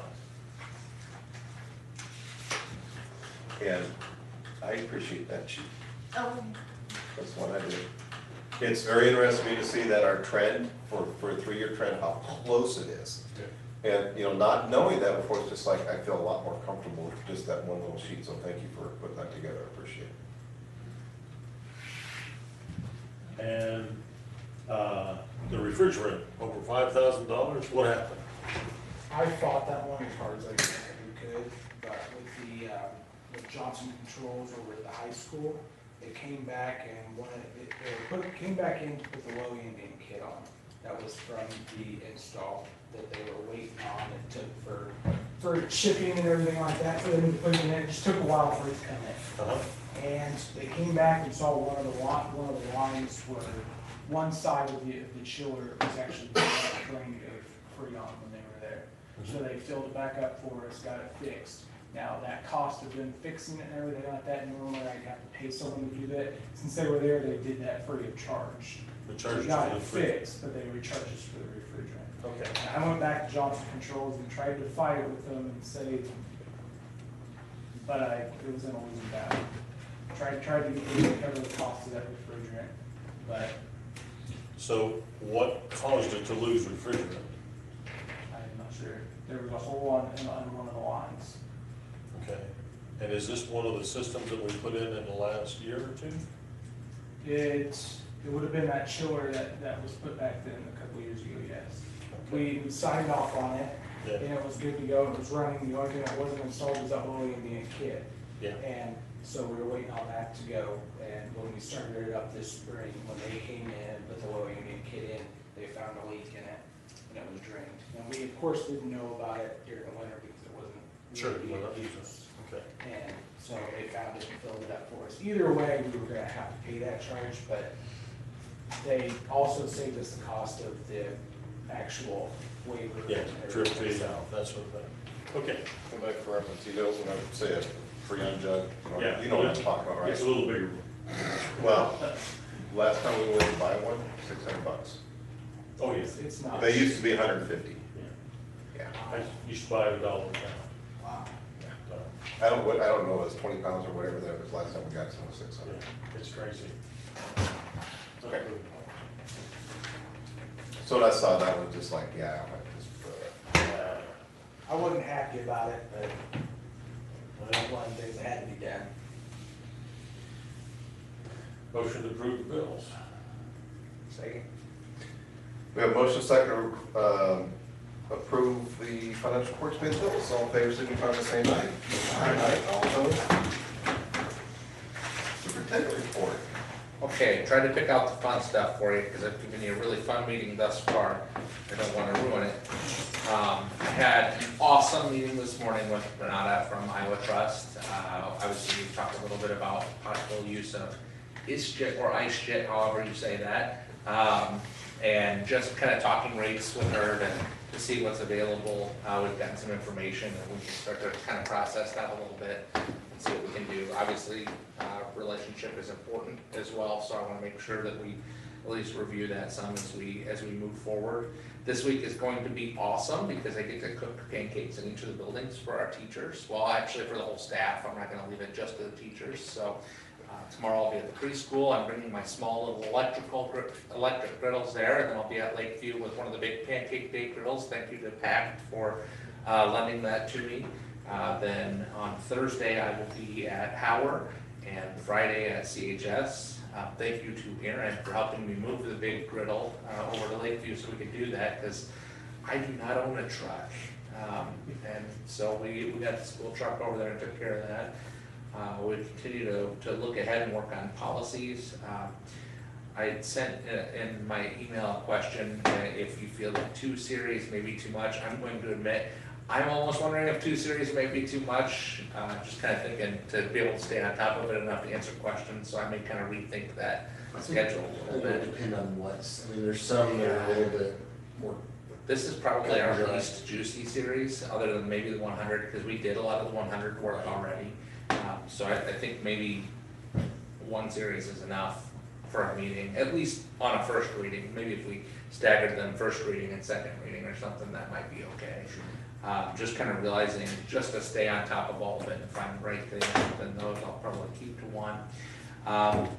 Lisa and I are hard at work on a grant that was recommended to us by RMA and Blake Waldrop for some potential hardening features on our doors in one of our buildings. Could be kind of a test pilot for some new ballistic materials that can be used. Obviously, school safety is one of those things that's important. You don't like to think about the worst, but this is something that could be a really good tool for schools moving forward.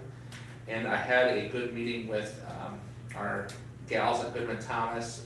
One big thing that they highly recommended, and they've worked to help put together some guidance on what we can do, is reviewing our social media policy. Right now we have about 423 Facebook page. That's an exaggeration. We have a lot of different Facebook pages that represent various groups in our organization, and unfortunately, sometimes great information is shared on one group. We have, and they gave me the number, and I meant to print a copy of this for all of you. We have a certain number of followers on our main page. It's a large number. I want to say 2,000 maybe followers on our main page. We want all 2,000 people to see when something great happens. When our 4x2 team and the girls middle school track wins the SEC conference, 2,000 people should see that, rather than the 60 people who are on maybe middle school tracks page specifically. So they want to help work with me to build that structure in a way that we're getting the good word out. I'm going to admit that I kind of feel like I missed something, that I didn't see that before, but I'm glad that they shared it. They're going to start that work with me. Next week, they'd like to do a feature on our new assistant principal, athletic director, Mr. Clark, so they're going to put something together for us. I've got to send them some times that work with him, so he'll get a little bit of celebrity treatment from them on our Facebook, which will be a really cool thing. Just something to kind of let people that don't already know him get to know him a little bit more. So eager to jump into that work. That's what I've got. Okay. Aaron, since you're here, you're so faithfully sitting back there, just give us a building update. Building updates. Man, you put me on the spot here. Construction's moving along very well.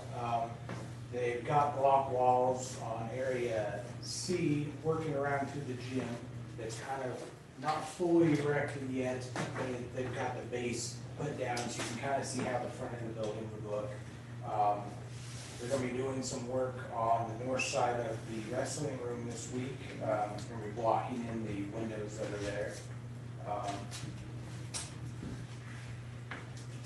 There's concrete in the classrooms. There's concrete in the classrooms. We got that poured. Pretty close to concrete in the gym, isn't it? It- The kid moving gravel is, Yeah, we're close, they're doing a little bit of groundwork in there, getting it leveled off. We did have a problem at one point down in like area B where with all the forklifts and everything moving around down there, the elevation dropped. So they had to bring in, I think it was 12 inches of gravel Oh, to level it back off.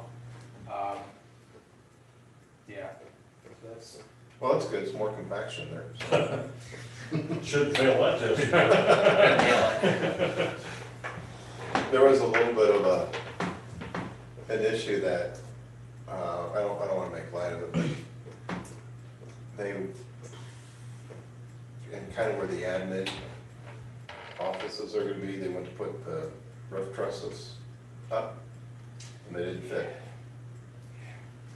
So, they were like too long, so they went through this whole process of trying to figure out why, and checking all the specs, and it turns out that, everything was off by 2 inches. yes, that rumor is true. Yeah, it is true. So, while the gym is in the right place, the middle part of it was, there's a survey stake that got, instead of put on the facing of a wall, of an existing wall, I got put 2 inches back. And so, there was a 2-inch shrink in everything, to which the bi-state went through, and they went back to the, after kind of pulling hair out for a while, trying to figure out why this stuff wasn't fitting.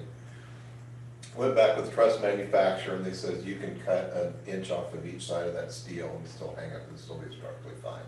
So, it's not a huge deal, but it's a little bit of a, I was out there the day that he found it, and he was pretty distraught that the whole building was off by 2 inches. it does add in a lot of extra features though, like if there's like door frames, if Yeah. there's any door frames within that general area, Yeah. they may shorten them.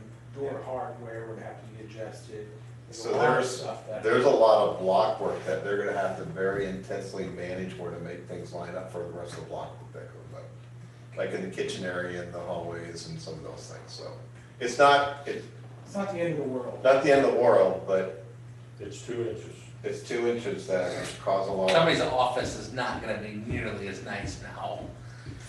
But yeah, there's a lot of, that he's gonna have to stay on top of, and all the block layers are gonna have to stay on top of, but, yeah, because they came out and, verify, he had them come out and verify the survey, it's just like, yeah, this stake here should have been here. Is this costing us any more money? No. Everything smaller, we should get a credit. I like that. Bring it up, okay? Not asking for it. But anyway, so and what I told him was like, if that's the worst problem we have, is that for a half dozen of trusses, you gotta cut an inch off, we're doing pretty good. That's the worst problem we have. I think the school that was buried though might have. Okay, from this point forward, so. Sorry. So anyway, and I'll tell you that if anybody wants to, just go down there, go to the trailer, go see him. And if he's got time, he'll walk you through, otherwise you can grab a hard hat and walk through. I'm starting to walk through about once a week now, or once every other week, just to kind of see how things are going and kind of keep on top of it a little bit, so. Give me Part of our whole. give me a call, I'm more willing to walk you around as well. I went through a day when one of the FRK structural engineers were there, so. But if you want to, as a board member, we'd certainly let you in. He's not up to you bringing a tour group in, but if you go in as a board member by yourself or a couple of board members. Jeez, I thought I was gonna pick up a few bucks or charge him. All right. Board member takeaways. Start with you, Derek. I was great. Matt came down and used some of that information that he kind of sped over. It's gonna be some nighttime reading material for me. And just a lot of that made a lot of sense, especially after hitting the Finance 101, 201, and seeing this, how we're selling bonds. It's starting to come together. Yeah. As far as the school finance piece. Chris? I am interested in hearing from an Oprah representative. Not only that, but also from maybe an employee. And I know you don't know the numbers on it, Lisa, but it would be nice to know where we stand right now, I guess. And I guess I wouldn't say that I don't know the numbers, I'm just saying, we haven't been through the whole year yet, so it's, I don't think it's fair to make a decision based on not a full year, I guess, sort of thing. That's fair. But we'll be done soon, so. Yeah, that's fair. You know, That's fair. awful darn close now, yeah.